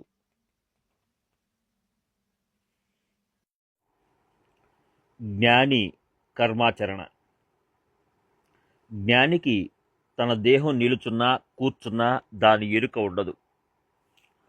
తాడు ప్రారబ్ధానుసారం సర్పమైనా అందులో నిజం ఉండనట్లు ముక్తునికి దేహం ఉంటుంది. దేహం దైవయోగానుసారం పరిమితమైనది. కానీ జ్ఞాని సర్వాన్ని వీక్షిస్తుంటాడు. దేహం పరగ్రామానికి వెడుతున్నా ఆ గమనం తనదని జ్ఞాని భావించడు. కారణం, పరబ్రహ్మ స్వరూపంలో సర్వం పరిపూర్ణం. సదా పరబ్రహ్మంతో జ్ఞాని ఏకరూపుడైనందున వానికి ఉండటం పోవడం అనేవి ఉండవు. జ్ఞాని శయనిస్తాడు, కానీ అది నేల, బల్ల, పొరుప అని చూడడు. అసలు ఆయనకు నిద్రిస్తున్నానన్న తలంపే ఉండదు. స్వరూపానందంలో ఉంటాడు. ఆనందంగా భోజనం చేయడానికి కూర్చున్నా తనకు ఆకలి వేస్తున్నది అన్న స్ఫురణ ఉండదు. నాలుకకు రుచుల గురించిన ఎరుక లేకుండా ఆత్మసుఖ మాధుర్యంలో భోజనం చేస్తాడు. కడుపు నిండా భోజనం చేసినట్లు కనబడినా తృప్తి గాని ఆకలి గాని ఉండవు. ఆయన చేతులకు ఎంగిలి కాదు, కానీ చివరలో చేతులు నోరు కడుక్కుంటాడు. ఆయన సంభాషిస్తున్న ప్రతి మాటలో మితభాషత్వం నిండి ఉంటుంది. ఆయన సంభాషణలో అమృతమయ మాధుర్యం ఉన్నా మౌనాన్ని వేడడు. నేను గొప్ప చతురుడను మాటకారినన్న అభిమానం ఉండదు. వ్యర్థంగా మాట్లాడటం తెలియదు. ఆయన మాట్లాడినా మాట్లాడనట్లే. జ్ఞాని ఆత్మసుఖంగా సృష్టిని పరికిస్తాడు. ముల్లోకాలన్నీ తన వలె ఆత్మరూపమన్న ఎరుకలో ఉంటాడు. ఆయన దృశ్యాన్ని చూడబోతే అక్కడ దృశ్యమే ఉండదు. ఆయన దేన్ని చూసినా అది తనలాగే కనబడుతుంది. ఆయన జగత్తునంతా ఏకరూపంగా వీక్షిస్తాడు. కళ్ళు లేకున్నా జ్ఞాని అంతర్దృష్టితో అవలోకిస్తాడు. కానీ ఆ అంతర్దృష్టిలోని ఆంతర్యం వేద శాస్త్రాలకు అంతుపట్టదు. శబ్దంలోని శబ్ద జ్ఞానం ఆయనకు తెలిసినా శ్రోతనన్న ఎరుక ఆయనకు ఉండదు. చెవులను ఉపేక్షించి సర్వాంగాలతో శ్రవణం చేయగలడు. ఆయన సజ్ఞాని అయినా సావధానంగా ఉంటాడు. శబ్ద జ్ఞానాన్ని కూలంకషంగా పరిశీలించి అందులోని అర్థాన్ని ఆకళింపు చేసుకోగలడు. సుగంధ దుర్గంధాలను ఆఘ్రాణిస్తాడు. కానీ ఆయనకు ముక్కుతో పనిలేదు. పూలలో లోపల బయట ఉండే సువాసనలను సదా స్వానందంగా ఆస్వాదిస్తాడు. చర్మం మృదువా కఠినమా అనే స్పర్శ తెలిసినా నాకు తెలుసునన్న స్ఫురణ ఆయనకు ఉండదు. దేన్ని స్పృశించినా తన అంగమని భావించడం జ్ఞానుల పద్ధతి. ఆయన చరిస్తాడు, కానీ చరణాలతో పనిలేదు. భూభ్రమణం చేసినా తన స్థానంలో నుండి చెలించడు. ఆయన స్వహస్తాలతో దానం చేస్తాడు, కానీ తాను దాతనన్న గుర్తింపు ఉండదు. ఇచ్చినా పుచ్చుకున్నా దానమే తానవుతాడు. అలా జ్ఞాని తన చేతులతో వ్యవహరిస్తాడు. కాయా వాచ మనస కర్మలు చేస్తున్నా జ్ఞాని బ్రహ్మరూపంలో దోషరహితంగా ఉంటాడు. ఆయన దేహాన్ని స్పృశించడు.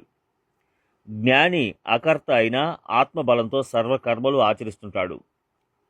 ఆయన ఆత్మబోధలో స్వస్వరూపంలో వసిస్తాడు. అందువలన కర్మ క్రియ కర్తవ్యతలను చూడడు.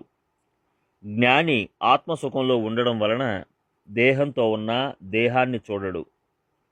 ఆయన పరమాత్మ సుఖంలో సదా సంతుష్టుడై ఉన్నందున దేహ కర్మలలో ఎలా చిక్కుకోగలడు? జగత్తుకు కర్మబంధం తగులుకుంటుంది.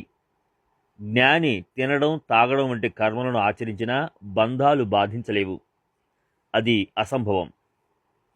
జ్ఞాని లోకరీతిని అనుసరించి లోకాచారాన్ని పాటిస్తాడు. సర్వలౌకిక కర్మలను ఆచరిస్తాడు, కానీ వానికి కార్య కర్మ కర్తవ్యతల అహంకారం ఉండదు. ఆయన ప్రపంచంలో ఉంటూ ఆత్మజ్ఞానాన్ని పొందాడు. అజ్ఞానులు విషయాది ప్రపంచ భాషలు నిజమనుకుంటారు, కానీ జ్ఞానులు అదే ప్రపంచాన్ని బ్రహ్మరూపమని తెలుసుకుంటారు. లాభ నష్టాలు జ్ఞానాజ్ఞానాలపై ఆధారపడి ఉంటాయి. కానీ బంగారం గురించిన జ్ఞానం కలవారు తగినంత ధర పెట్టి కొంటారు. అలాగే సంసారంలో క్రియాకర్మలు మూర్ఖులకు విషమంగా భాసిస్తాయి. కానీ జ్ఞానులు పరబ్రహ్మంగా చూస్తారు.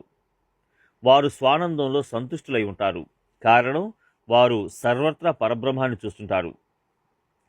తాడుకు సర్పాకారం మిథ్య, కానీ అది సర్పం అన్న భ్రమలో అజ్ఞానులు దాని చుట్టూ తిరుగుతూ భయంకరమైన అనుమానాలను వ్యక్తం చేస్తుంటారు. అజ్ఞానులు మిథ్యా ప్రపంచ బంధాలను నిజమని భావిస్తారు, కానీ స్వానుభవంతో జ్ఞానులు బ్రహ్మమన్న ఎరుకలో ఉంటారు. నిద్రపోయే మనిషికి స్వప్నం నిజమనిపించినట్లు అజ్ఞానికి భ్రాంతి వలన ప్రపంచం వాస్తవమని తోస్తుంది. కానీ ఆత్మజ్ఞానం పొందిన వానికి ప్రపంచం మిథ్య అనిపిస్తుంది. అది తెలిసిన జ్ఞాని కర్మలను ఆచరించినా దేహాభిమానం ఉత్పన్నం కాదు. సాధకుల స్వార్థాన్ని సాధించడానికి పూర్వకాలం నుండి సర్వస్వరూపంగా భగవంతుడు ఉద్భవించాడు. కానీ ఆయన సచ్చిదానంద పరబ్రహ్మం. ఆత్మతత్వం సమసామ్యంగా దోషరహితంగా ఉంటుంది. ఈ విషయాన్ని మురళీ మనోహరుడైన శ్రీకృష్ణుడు నిజబోధ చేస్తున్నాడు. ప్రారంభ దశలో ఉన్న సాధకులు మాయకు వశమైనందున సంసారం తర్కానికి అతీతం అనుకుంటారు. కానీ పవిత్రమైన సచ్చిదానంద ఘనుడైన పరబ్రహ్మం గుణకర్మ విభాగానుసారం నానా రూపాలతో ప్రకాశిస్తాడు. నామం, రూపం, వ్యక్తి, వర్ణం, కులం, గోత్రం, క్రియాచరణ మొదలైన వాటికి ప్రపంచం భిన్నమని సత్యమని అజ్ఞానులు భావిస్తారు. ఈ ప్రపంచం బ్రహ్మ నివాసం, అందుకని బ్రహ్మ ఆరూపంగా భాషలుతుంటాడు. స్ఫటికం నానా రకాల రంగులకు అలిప్తంగా ఉంటుంది, కానీ దేనితో కలిస్తే ఆ రంగులో ప్రకాశిస్తుంది. అలా విశాలమైన జగత్తు అజ్ఞానులకు భిన్నంగా తోస్తుంది. అందువలన ఆత్మ వికారి అని భావిస్తారు. అలాంటి అజ్ఞానంతో మనుషులు అవివేకులవుతారు. ఆ అజ్ఞానం నివృత్తి కాగానే సాధకునకు నా పరమ ప్రాప్తి సులభమవుతుంది. నా భక్తిని నేను ప్రకాశింపజేస్తాను. ఆత్మతత్వం సమసామ్యం. సాధకుడు నిజమైన స్వార్థాన్ని అల్పకాలంలో సాధించడానికి సర్వప్రాణులలో నేను నీవు అనేదే భగవంతుడని నా గుహ్యార్థాన్ని బోధించాను. ఆ అనుసంధానంతో భక్తిభావంతో నన్ను ప్రీతిగా భజన చేస్తే అజ్ఞానం నశిస్తుంది. ఆ క్షణంలో దృశ్యం, దృష్టి, దర్శనం ఆ త్రిగుణాలతో సహా వర్తమాన కార్యం, కారణం, ప్రపంచ భాష సర్వం లుప్తమవుతాయి. పరిపూర్ణంగా బ్రహ్మ పూర్ణత్వంతో నిండి ఉంటాడు. సచ్చిదానంద ఘనమైన చైతన్యం ఉంటుంది. బ్రహ్మలో బ్రహ్మస్ఫూర్తి ఉండదు. ఎక్కువ తక్కువ, లావు సన్నం, సరళం వంకర, చలి వేడి, మృదుత్వం కాఠిన్యం, చేదు తీపి, భేదం అభేదం, మాటలు మౌనం, తెలుసు తెలియదు, ఇక్కడ అక్కడ, రావడం పోవడం, దగ్గర దూరం, సుఖం దుఃఖం అనేవి ఉండవు. అక్కడ నిర్ద్వంద్వం ఉంటుంది. అక్కడ భేదాభేదాలు లేవు, మాటలు లేవు, మౌనం లేదు, తెలుసునన్నది లేదు, తెలియనిది లేదు, చూపు లేదు, గుడ్డితనం లేదు. అక్కడా లేదు, ఇక్కడా లేదు, రాదు పోదు, దగ్గర కాదు, దూరము కాదు. స్వయం సిద్ధుడు, భోంచేయడు, ఉపవాసం ఉండడు, తీసుకోవడం లేదు, ఇవ్వడం లేదు, జీవించడం లేదు, మరణించడం లేదు. పరాది వాక్కులకు ఆవల పరాత్పరుడు, బద్ధుడు కాదు, ముక్తుడు కాదు, నిత్యుడు కాదు, అనిత్యుడు కాదు, కోపించడు, ప్రసన్నుడు కాడు, సదా సత్స్వరూపంలో ఉంటాడు. పాపం కాదు, పుణ్యం కాదు, సాకారుడు కాదు, నిరాకారుడు కాదు, సగుణుడు కాదు, నిర్గుణుడు కాదు. ఆయన స్వానందంలో పూర్ణ సుఖ స్వరూపుడు. సర్వ ప్రాణులలో సమంగా భగవంతుడు నిండి ఉంటాడన్న దృష్టితో నా భక్తుడు భజన చేస్తే నా స్వరూపమవుతాడు. సత్పురుషులని స్వీకరించడం, కాదని త్యజించడం అన్న భిన్న భావం అక్కడ ఉండదు. ఆ బ్రహ్మంలో బ్రహ్మమై వసిస్తాడు. సంసారంలోని బద్ధకాలంలో ఆత్మ బద్ధత వహించదు. ముక్తకాలంలో మోక్షాన్ని స్పృశించదు. ఆత్మ దోషరహితమని ఈ వివరణతో నీకు బోధపడుతుంది. ఒకవేళ బోధ పడకపోతే మళ్ళీ చెబుతాను విను. ఆత్మ సదా నిత్యమైనది. అందుకని దానికి కారణం లేదు, పుట్టుక లేదు. పుట్టుక లేని దానికి పెరగడం శక్యం కాదు. అది విదేహి. దాని వద్ద కర్మ సంభవించదు. కర్మ లేకపోతే బంధాలుండవు. అవయవాలు లేకుంటే సంసారం ఉండదు. అలాగే ఆకారం లేకపోతే వికారాలుండవు. గర్భం జన్మం లేకపోతే మరణం రాదు. ఆ విధంగా పరమాత్మ క్షయాతీతుడు. జన్మ కర్మ మరణాలు లేనివాడికి దోషం ఎలా ఆరోపించగలం? పరబ్రహ్మ పూర్ణ అధికారి. అజ్ఞానం వ్యాపిస్తే ఆత్మ లేదని కాదు, దృఢమైన జ్ఞానం కలిగితే ఆత్మ ఆవిర్భవించిందని కాదు. ఆత్మ జ్ఞాన అజ్ఞానాలకు అలిప్తమైనది. కళ్ళున్నా చీకటిలో చూపు కనబడదు. సూర్యుడు ఉదయించగానే అన్నీ స్పష్టంగా కనబడతాయి. సూర్యుడు కొత్త దృష్టిని ఉత్పన్నం చేయడు. అలాగే మాయ ప్రబలమై ఉద్విగ్నమైన ఆత్మను నాశనం చేయలేదు, సృష్టించలేదు. అది మనుష్యుల బుద్ధిని నియంత్రించి ద్వైతమనే మిథ్యా మాయాజాలాన్ని వ్యాపింపజేస్తుంది. శుద్ధ జ్ఞానం అజ్ఞాన మాలిన్యాన్ని పారద్రోలుతుంది. కానీ క్రొత్తగా ఆత్మను సృష్టించే సామర్థ్యం లేదు. ఆత్మ స్వయం ప్రకాశంతో జ్ఞాన అజ్ఞానాలను ప్రకాశింపజేస్తుంది. జ్ఞానం అజ్ఞానం పరమేశ్వరుని స్పృశించలేవు. అజ్ఞానంలో వికారం అంతర్భూతమై ఉంటుంది. ఆత్మ అజ్ఞానానికి ఆవలి ఒడ్డున ఉంటుంది. అందుకని అది నిత్యం నిర్వికారం. సూర్యునికి రాత్రి అనేది లేకపోతే పగలు అనేది ఏముంటుంది? అలాగే ఆత్మను జ్ఞానం అజ్ఞానం రెండూ స్పృశించవు. ఆత్మ నిర్వికారం, స్వయం ప్రకాశం. అది జ్ఞానాజ్ఞానాలకు అలిప్తం. దీన్ని సులభంగా పొందే పద్ధతిని శ్రీకృష్ణుడు వివరిస్తాడు.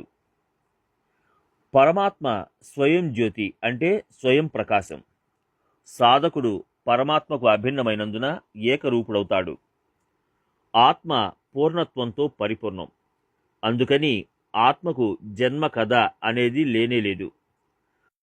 త్రిగుణాల త్రివిధ మాలిన్యం మిథ్య అంటే మాయ. అవి ఆత్మను అంటనందున ఆత్మ నిర్మలం, అప్రమేయం. దానిని అలాంటిది ఇలాంటిది ఇంత అంత అవతల యువతల ఫలానా ఫలానా నలుపు పసిమి శ్యామలం నీలం తెలుపు ఇక్కడ అక్కడ దూరం దగ్గర అని వర్ణించలేము. ఈ ప్రమాణాలన్నింటికంటే పరమాత్మ వేరు. దానిని మహానుభూతి అంటారు. అంటే ఆత్మ సదా జాగృతం. ఆత్మ తన స్వరూపంలో సమసమానం, స్వానందపూర్ణం.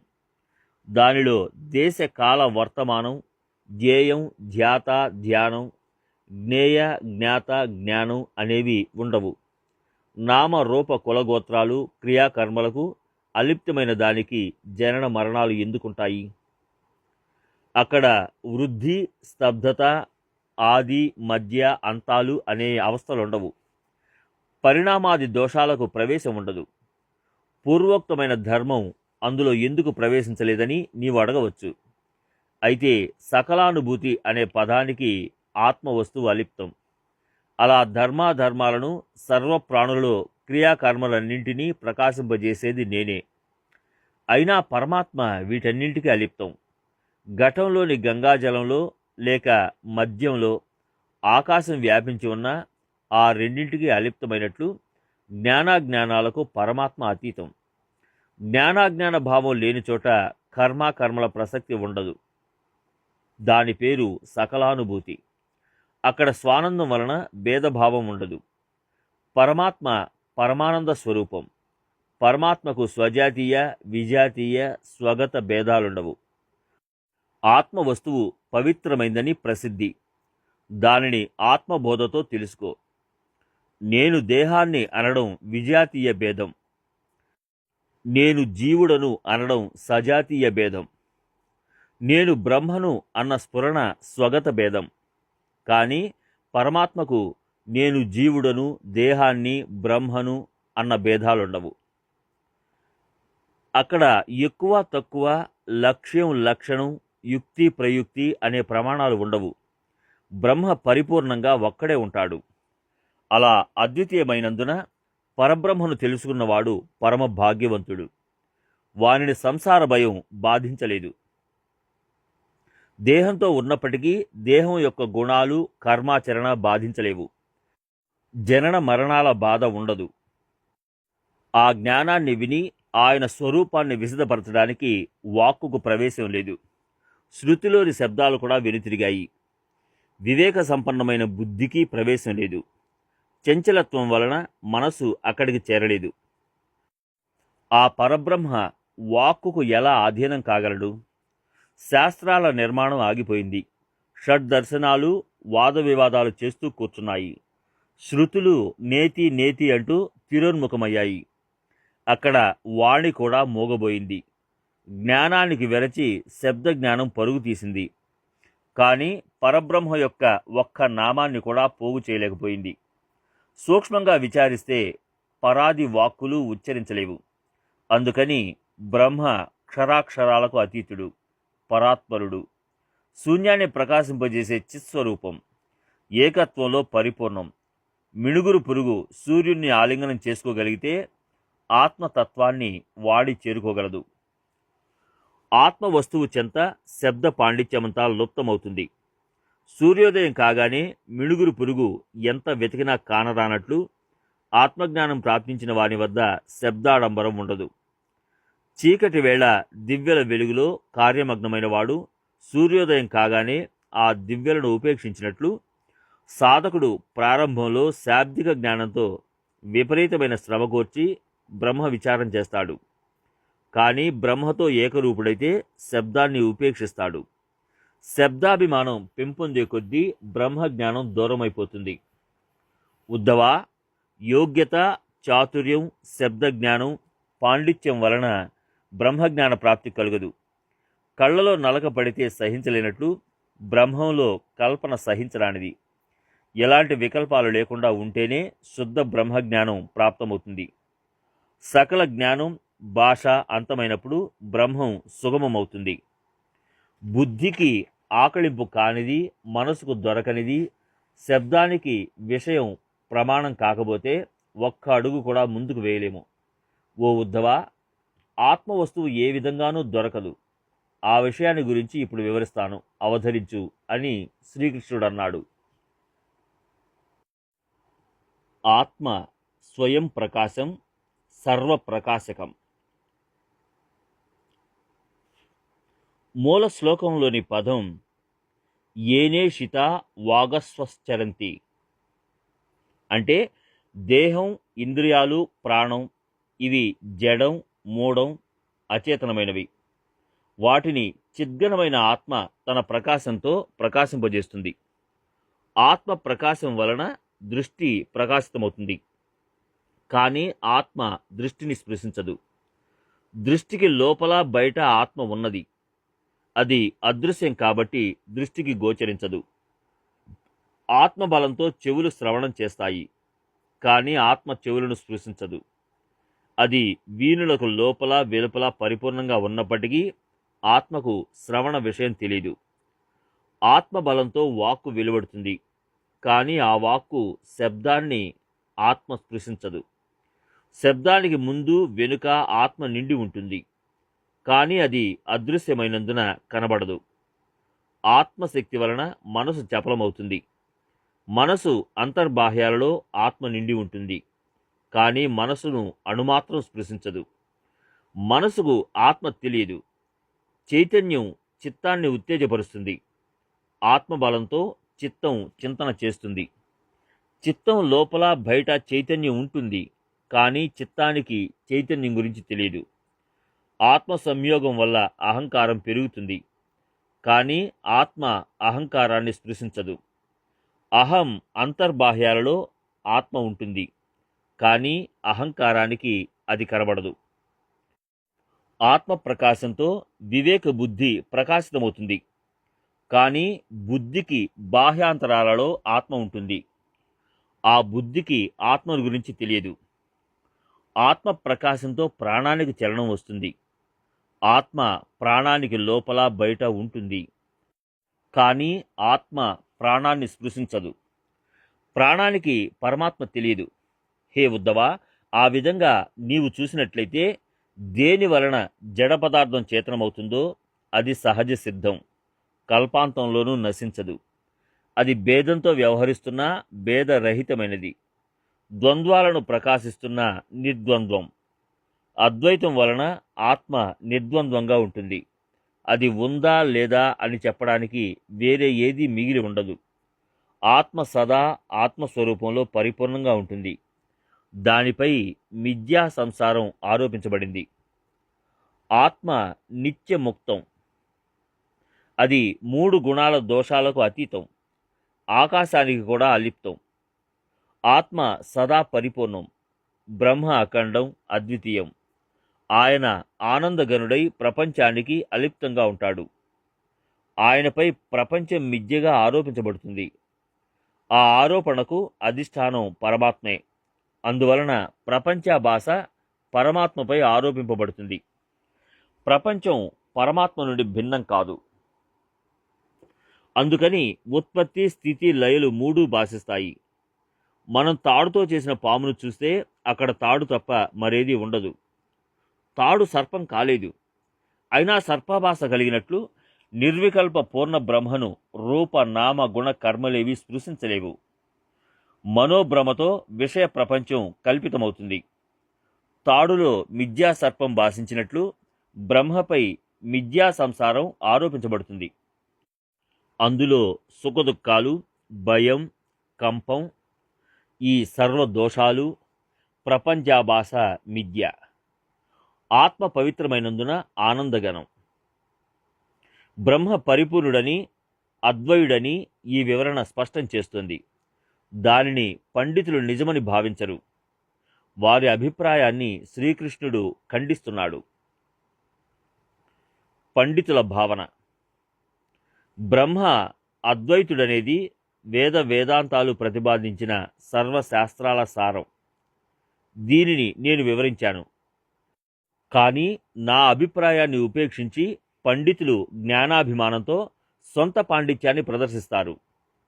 ప్రపంచం ప్రత్యక్షంగా అనుభవం అవుతుండగా ఇది మిథ్య అని అద్వైతవాదులు ఎలా చెప్పగలుగుతున్నారు? ఏ విధంగా చూసినా అక్కడ అద్వైతానికి స్థానం లేదు. కాబట్టి అద్వైతం మిథ్య అని పండితులు ఉవాచ. వారు భ్రమించి రూప నామ గుణ కర్మ పంచభూతాలు చాతుర్వర్ణాలు 4 ఆశ్రమాలను సత్యమని భావిస్తారు. జ్ఞానాభిమానంతో తమను తాము విస్మరిస్తారు. విషయ సుఖాలను పొందడానికి పుణ్యం చేసి స్వర్గాన్ని చేరుకోవడమే సత్యమనుకుంటారు. విషయ సుఖాలు వాస్తవమని భావించడం దేహాభిమాన చాతుర్యం. అది సజ్జనులను అధములుగా చేసి జనన మరణ చక్రంలో పరిభ్రమింపజేస్తుంది. మళ్ళీ స్వర్గం, మళ్ళీ నరకం, మళ్ళీ గర్భవాసం అలా పండితులను చదువుకున్న మూర్ఖుల్లా తయారు చేస్తుంది. వారి జ్ఞానం వేద బాహ్యమైనందున అంగీకరించలేము. జ్ఞానాభిమానుల విచారం అజ్ఞానభూయిష్టం. దాన్ని నిర్ధారించడం మహామోహమవుతుంది. వారి వివేకం పరిపక్వత బృందావన ఫలం లాంటిది. పైకి అందంగా లోపల చేదుగా ఉంటుంది. నామరూపాత్మక ప్రపంచం మిథ్య అని తెలియక జ్ఞానాభిమానులు సత్యమని భావించి దేహమే నేను అనే బుద్ధి పెరిగి దుఃఖ దారిద్ర్యాలలో మగ్గుతుంటారు. ఆ పండితుల యోగ్యత చూస్తే వారి వేద పఠనం గాయత్రితో సమానంగా ఉంటుంది. సర్వశాస్త్రాలు, శృతులు, పురాణాలు, ఇతిహాసాలు వారికి కంఠోపాఠం. వారి వాక్చాతుర్యం అద్భుతం. సమయస్ఫూర్తి వలన దేహాభిమానం పెరిగి పండితులమన్న గర్వంతో విర్రవీగుతుంటారు. అద్వైతానికి సరైన అర్థం వారికి తెలియదు. వారి సాంగత్యం అధఃపతనానికి దారితీస్తుంది. విషాన్ని సేవించే వారి పంక్తిలో కూర్చున్న వానికి దుర్భర మరణం తప్పదు. కాబట్టి వారితో సంభాషించకూడదు, వారి వద్దకు పోకూడదు. వారిని పూర్తిగా త్యజించాలి. వారితో వాదించకూడదు, వారిని అనుసరించకూడదు. జ్ఞానాభిమాన మోహితులైన వారు తమ హితాన్ని విస్మరిస్తారు. వారిని గూర్చి ఆలోచించకూడదు. వారు అభిమాన పీడితులు కాబట్టి వారి వంక చూడకూడదు. ధార్మికులు పరనిందను వర్జించినట్లు వారిని వెంటనే త్యజించాలి. వేద శాస్త్రాల సార్వం, అద్వైతానికి పరమార్థం ఇదే. అదే తనకు నిజమైన స్వార్థం. కానీ వారికి అది ఇచ్చగించదు. వారి చెంత అనర్థం తాండవిస్తున్నందున వారి సాంగత్యం పూర్తిగా విడనాడాలి. ఇప్పుడు శ్రీహరి సాధకుల యోగ స్థితిని, విఘ్న నివృత్తికి తరుణోపాయాన్ని వివరిస్తున్నాడు. యోగాభ్యాసం, విఘ్నాలు. యోగాభ్యాసం చేస్తున్నప్పుడు దానిని విఫలం చేయడానికి విఘ్నాలు కలుగుతుంటాయి. శరీరంలో రోగం కలగడం, విషయ వికారాలు ఉద్భవించడం, కష్టం కలగడం, సంశయం కలగడం, యోగ భంగం వాటిల్లడం, జ్ఞానగర్వం పెరగడం, ఇతరుల గుణ దోషాల వైపు దృష్టి మరలించడం పరనిందతో సమానం. ఒకసారి ఉష్ణతాపం, ఒకసారి అపానవాయు బాధ, ఒకసారి ఆకలి దప్పులు, చలి బాధ, కలవరం, సంక్షోభం, పరస్త్రీ, పరద్రవ్యం పట్ల ఆసక్తి పెరగడం వలన అనేక విఘ్నాలు ఉదయిస్తాయి. ఇప్పుడు శ్రీహరి వాటి నివారణకు ఉపాయాలను సూచిస్తున్నాడు. విఘ్న నివృత్తి. శరీరానికి కలిగే చలి బాధ అగ్నితో నివారణమవుతుంది. శరీరంలో వేడి పెరిగితే చంద్రధారణ వలన తగ్గిపోతుంది. అకస్మాత్తుగా వాత వికారం కలిగితే దేహం పూర్తిగా వాయువుతో కలిసిపోవాలి. అంటే అభ్యాసం వలన అది పూర్వస్థితికి వస్తుంది. ఒక్కోసారి వాయువులో అలజడి కలిగి దాని ఒత్తిడి పొట్టపై పడినప్పుడు బాగా ఆకలి వేస్తుంది. ఎంతకు తృప్తి కలగదు. ఆ సమయంలో ప్రాణాన్ని ఖాళీగా ఉంచి అపానాన్ని పెంచాలి. అది జఠరం దగ్గరకు రాగానే ఉత్తేజితమై ప్రాణం శాంతిస్తుంది. అప్పుడు ప్రాణ అపానాల ఐక్యం సాధకులకు లభ్యమవుతుంది. షట్చక్రాలను ఛేదించడానికి క్షణం పట్టదు. అప్పుడు సాధకునికి అమృతపానం లభిస్తుంది. అలా యోగి తన క్షుద్బాధను నివారిస్తాడు. పరద్రవ్యం. పరస్త్రీల పట్ల ఆసక్తి పాప కర్మల ఫలం. దానిని నివారించడానికి తపస్సే సాధనం. పరమశ్రద్ధతో మంత్రానుష్ఠానం చేస్తే వైరాగ్యం కలుగుతుంది. ఆ వైరాగ్యంలో సాధకుని విషయాసక్తి వీగిపోతుంది. పవిత్ర మంత్రాల పునశ్చరణ వలన విఘ్నాలు, పిశాచ బాధలు అంతమవుతాయి. శరీరానికి రోగం వస్తే దివ్యౌషధంతో నివారించవచ్చు. కానీ మనోవ్యాధిని పోగొట్టుకోవడానికి యోగ సాధన చేయాలి.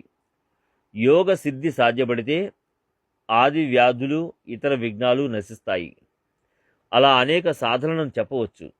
భక్తిభావంతో నన్ను ధ్యానిస్తే సర్వ విఘ్నాలు నశిస్తాయి. ఓ ఉద్ధవ, మనసారా ఒక్క క్షణం నన్ను ధ్యానిస్తే సర్వ విఘ్నాలు, వికల్పాలు, వికర్మలు, దేహాభిమానం, జ్ఞానాభిమానం సర్వం నశిస్తాయి. నన్ను నిత్యం ప్రీతితో ధ్యానిస్తే సాధకునికి సృష్టి ఏకరూపమవుతుంది.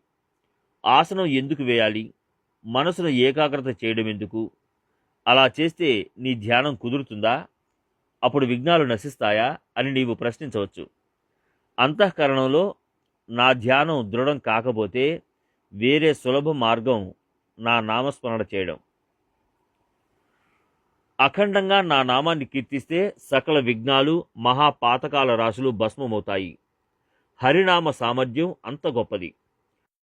పొరపాటున నా నామం ఉచ్చరించినా సర్వ పాతకాలు నశిస్తాయి.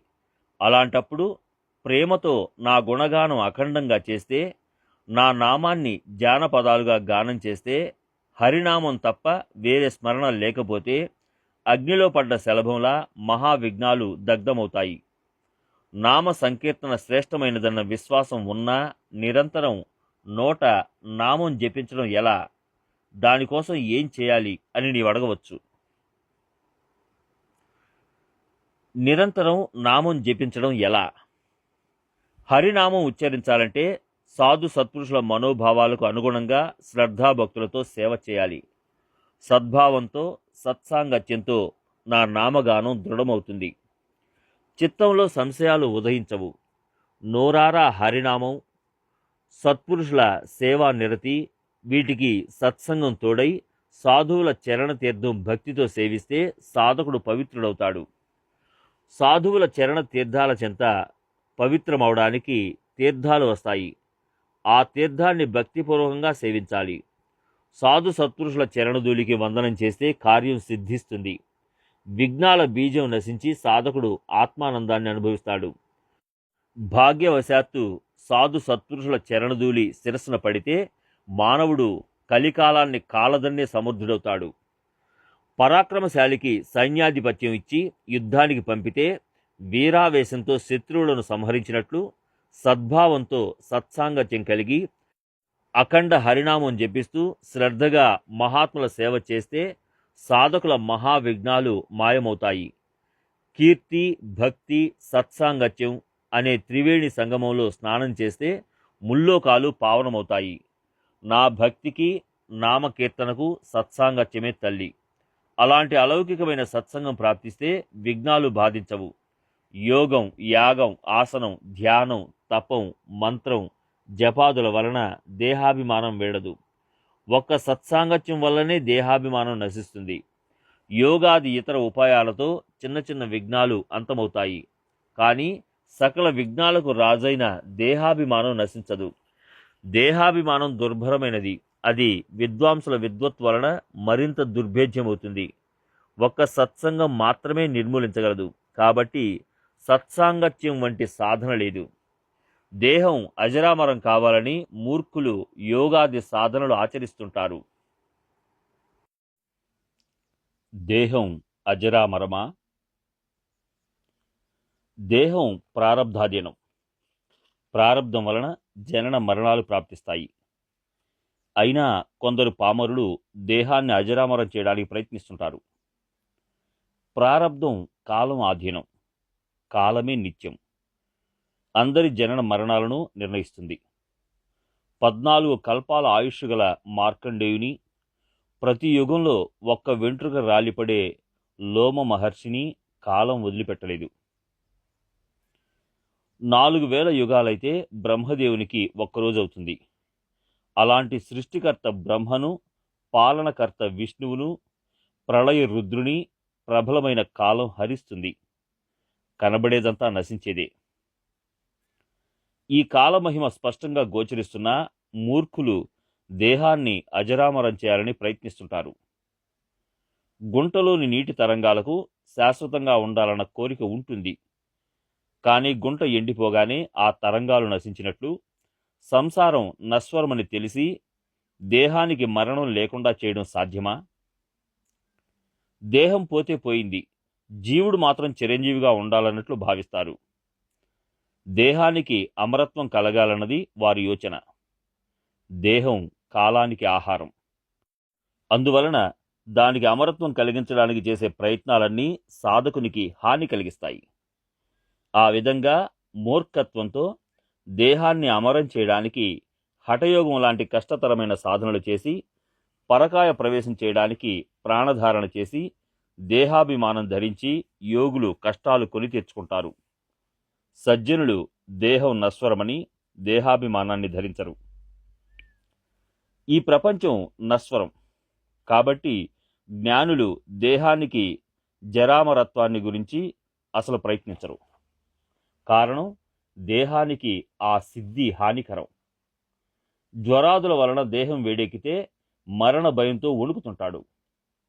వానికి శీతలోపచారాలు చేసినా మరణిస్తాడు. మిథ్యా దేహాభిమానం జనన మరణాలను అనుభవింపజేస్తుంది. దేహం అజరామరమైతే దేహ బంధాలు దృఢమవుతాయి. దేహ బంధాన్ని దృఢం చేసినప్పటికీ దేహంలోని సిద్ధులను అనుభవిస్తున్నా అధఃపతనం తప్పదు. అందుకని జ్ఞానప్రాప్తి కోసం యోగ సాధన చేస్తే సిద్ధి లభించినా తన మేలు కోసం త్యజించాల్సి ఉంటుంది. సాధకునికి సిద్ధి హాని కలిగిస్తుంది. వృక్షం ఫలాలతో నిండి ఉన్నా అది ఆ ఫలాలను స్పృశించినట్లు సిద్ధుల వైభవం ప్రాప్తించినా వైరాగ్య బలంతో తృణప్రాయంగా విడనాడాలి. దేహం నశ్వరమైతే సిద్ధులు శాశ్వతం ఎలాగవుతాయి? అలా వివేకంతో వైరాగ్య సంపన్నుడైన వాడు దేహ సుఖాల నుండి అలిప్తంగా ఉంటాడు. ఇక్కడ దేహం అనిత్యమైన, ఆత్మ సత్యం నిత్యమని తెలిసిన వివేకులు ఆత్మచింతనలో పరవశిస్తారు. పరమార్థం కోసం యోగ సాధన చేస్తే సిద్ధి వశమవుతుంది. కానీ తన హితం కోసం ఆ సిద్ధిని వదిలేయాలి. సిద్ధిని వదిలించుకోవాలని ప్రయత్నిస్తే వదిలిపోదు. సుఖ లాలసను చూపించి మెడకు చుట్టుకుంటుంది. అప్పుడు సుఖాసక్తిని వీడి నా భజన మార్గంలోకి రావాలి. నా భక్తి మార్గంలో విఘ్నాలు ప్రవేశించలేవు. సద్భావనతో నన్ను భక్తి ప్రేమలతో కొలిచే భక్తులకు నేను వశమవుతాను. వారిని రాత్రింబవళ్ళు రక్షిస్తుంటాను. అందుచేత భగవద్భజన చేసే భక్తులను విఘ్నాలు బాధించలేవు. అలాంటి భక్తి మహిమను గూర్చి వివరిస్తున్నాను. భక్తి మహిమ. అనన్య ప్రేమతో నన్ను శరణవేడి సర్వ ప్రాణులలో నన్ను వీక్షించి అభేద భావంతో నా భజన చేసిన వారికి విఘ్నాల బాధ ఉండదు. నా భక్తుని సర్వ విఘ్నాలను శ్రీరంగడినైన నేను నివారిస్తాను. నా పట్ల అనన్యభక్తి కలిగిన వారికి నా స్వరూపం లభిస్తుంది. నా భక్తుల విఘ్నాలను నిర్మూలించి వారి సంకటాలను రూపుమాపుతాను. నా భక్తులు నాకు ప్రియం. ప్రహ్లాదుని ఆయన తండ్రి శిక్షిస్తే నేను భరించాను. అంబరీషునికి ఆపద కలిగించినప్పుడు దుర్వాసుని దండించాను. ఆయన వలన 10 గర్భవాసాలు సహించాను. నా భక్తులకు ఏ కొరత రానియను. గజేంద్రుడికి కష్టం కలిగితే సుదర్శన చక్రంతో క్షణంలో ఆ బాధ నుండి విముక్తిని చేశాను. కౌరవ సభలో ద్రౌపదిని వివస్త్రణ చేసిన సందర్భంలో ఆమెకు వస్త్రాల రాశిని అందించాను. దావాగ్ని గోపాలులను బాధిస్తే ఆ అగ్ని జ్వాలలను మింగేశాను. ఓ ఉద్ధవా, నేను సదా భక్తుల పట్ల చాలా దయగా ఉంటాను. అశ్వత్థామ అస్త్రాల నుండి గర్భంలో ఉన్న పరీక్షిత్తును రక్షించాను. గోపాలులను ఇంద్రుడు ఇబ్బంది పెడుతున్నాడని గోవర్ధనగిరిని పైకెత్తాను. జయద్రథునితో జరిగిన యుద్ధంలో అర్జునుని కాపాడటానికి పగలే సూర్యుని మరుగుపరిచాను. రణభూమిలో పరాజయం కలగకుండా భీష్మునిచే సత్యప్రతిజ్ఞ చేయించాను. అలా భక్తుల సహాయకుడినై నిత్యం వారిని శిరస్సుపై ధరిస్తాను. శ్రీహరినైన నేను వారి రక్షకుడను. నా భక్తి మార్గంలో చరించే భక్తుల సంకటాలను దూరం చేస్తాను. సద్భావనతో నన్ను భక్తితో గొలిచే సాధకులకు నా దేహాన్ని అర్పించి ఆత్మసుఖంలో ఉంచుతాను. అప్పుడు వాసనలతో సహా కామ లోభాలు అంతరించి భక్తులకు ఆనందం కలుగుతుంది. భక్తులకు దేహంతోనే ఆత్మసుఖం లభిస్తుందా అని నీవు అనుకోవచ్చు. కానీ నా 4వ భక్తితో దేహంతో ఉండగానే ఆత్మసుఖం ప్రాప్తిస్తుంది.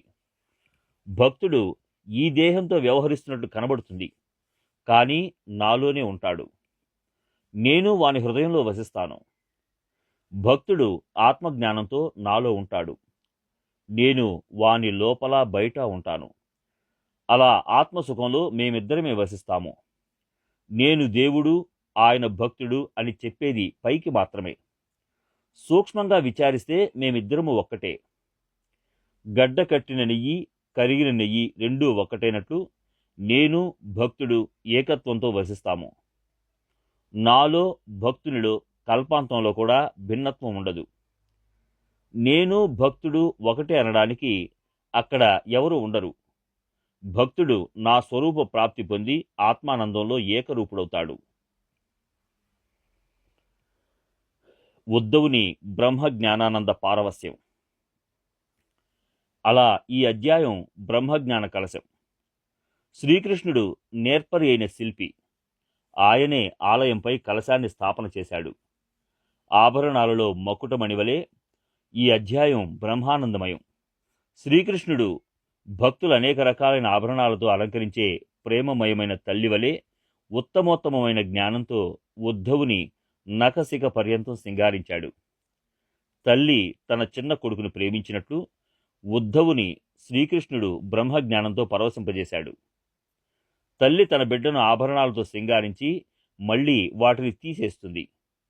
కానీ శ్రీహరి ఉద్ధవునికి ఒకసారి తొడిగిన ఆభరణాలను తీసివేయడు. అలౌకికమైనవి లభ్యమైనందున ఉద్ధవుడు అమూల్యమైనాడు. మురళీ మనోహరుడు స్వస్వరూపమనే ఆభరణంతో అలంకరించినందున ఉద్ధవుడు బ్రహ్మస్థితిని పొందాడు. విశ్వకర్తైన బ్రహ్మదేవునితో సమానంగా ముల్లోకాలకు వంజ్యుడైనాడని మహాకవులు వర్ణించారు. శ్రీకృష్ణుడు ఉద్ధవునికి పరమామృతాన్ని పానం చేయించాడు. అమరులైన దేవతలు అమృతపానం చేసినా మృత్యురూపమైన సంసారంలో మునిగిపోతారు. కానీ శ్రీకృష్ణుడు ఉద్ధవుని కథామృతంతో తృప్తిపరిచి అమరుని చేశాడు. ఉద్ధవుని సర్వాంగాలు శాంతించి పరమానందంలో పరవశించాయి. అందువలన ఉద్ధవుడు నన్న సంగతి మరిచిపోయి స్వానందంలో ఉర్రూతొలగుసాగాడు. ప్రపంచాన్ని తిరస్కరించి దేవతల కంటే శ్రేష్టమైన పదవిని చేరుకున్నాడు. దేవునితో ఏకరూపుడై దైవత్వాన్ని, భక్తితత్వాన్ని ఆకలింపు చేసుకుని సచ్చిదానంద స్వానందంలో ఆత్మస్వరూపుడైనాడు. అక్కడ సత్, చిత్, ఆనందమనే త్రివిధ భేదాలు లేవు. పరమానందం స్వానందంలో ఇమిడిపోయింది. నశ్వరాన్ని త్యాగం చేసే స్థితి సత్, జడం నివృత్తి చిత్, దుఃఖం పోవడమే ఆనందం. ఆ సచ్చిదానందమనే శబ్దం భ్రమ వలన కలిగిన ఆనందమయం, జ్ఞాన సంబంధం. కారణం ఆత్మవస్తువు సత్ కాదు, అసత్ కాదు, చిత్ కాదు, చిత్ లేదని కాదు. అది సుఖ దుఃఖాతీతం, కేవలం సత్వరూపం. ఆనందగనుడైన శ్రీకృష్ణుడు ఈ అధ్యాయంలో ఉద్ధవునికి ఆత్మబోధ చేశాడు. అందుకని అపూర్వ భాగ్యశాలి అతడొక్కడే. వైకుంఠానికి వెళ్లడం మానుకుని తన గుప్త జ్ఞానాన్ని శ్రీకృష్ణుడు ఉద్ధవునకు ప్రసాదించాడు. ఆయన భాగ్యం ఏమని వర్ణించగలం? దానిని తన తండ్రి వసుదేవునకు, అన్న బలరామునకు, ప్రద్యుమ్న పుత్రునకు, తల్లి దేవకికి, అత్త కుంతికి, యశోదకు కాకుండా ఆ జ్ఞానాన్ని ఉద్ధవుని పరం చేశాడు.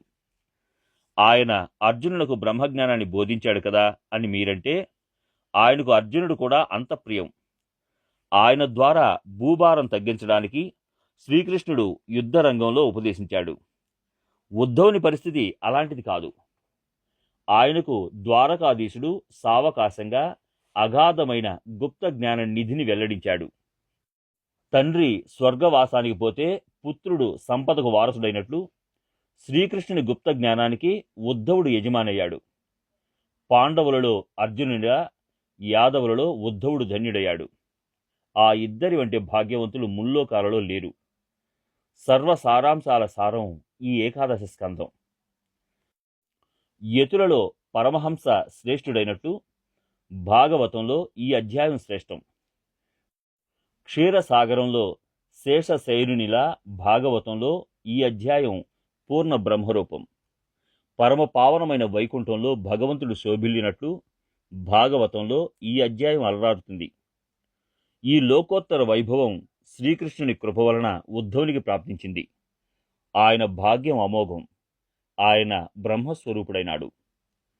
ఉద్ధవుడు పూర్ణ బ్రహ్మ కావడం శ్రీకృష్ణుని కృప వల్లనే సాధ్యపడింది. నేను అజ్ఞానిని, ప్రాకృత భాషలో వర్ణిస్తున్నాను. గుడ్డివానికి సూర్యుడు ప్రత్యక్షమైతే భూమిలోని గుప్త నిధులను చూడగలిగినట్లు జనార్దన స్వామి ప్రత్యక్షమై ఈ గుప్త జ్ఞానాన్ని నా చేత పలికించాడు. జనార్దన స్వామి ఇప్పుడు ప్రత్యక్షమైనాడని అనడం అజ్ఞానం. ఆయన స్వతః సిద్ధుడు అన్న ఎరుక ఆయన కృప వల్లనే కలిగింది. ఆయన కరుణ వల్లనే ఈ అలౌకిక కథ సంభవమైంది.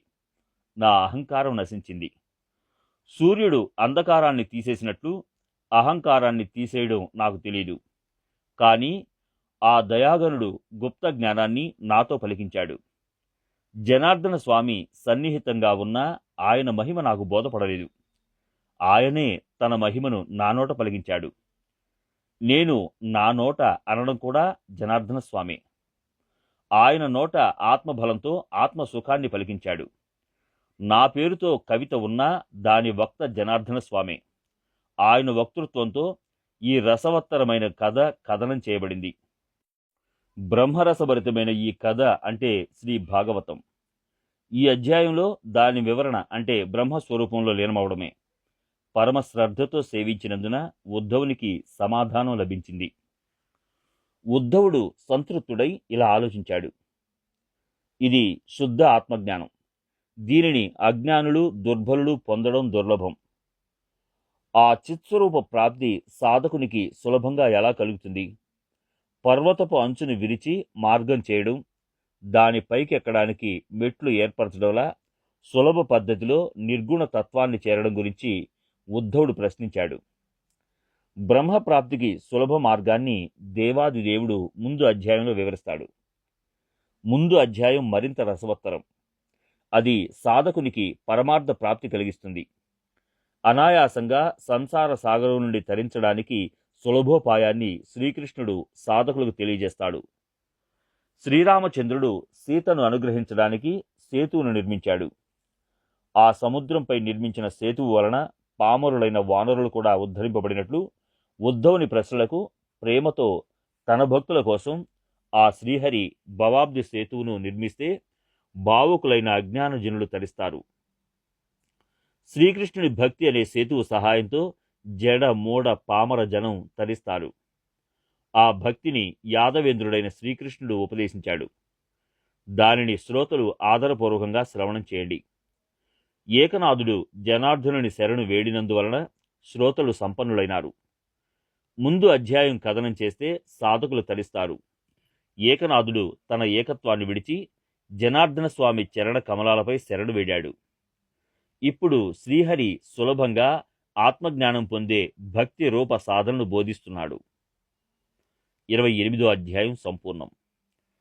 శ్రీ సచ్చిదానంద సద్గురు సాయినాథ్ మహారాజ్ కీ జై.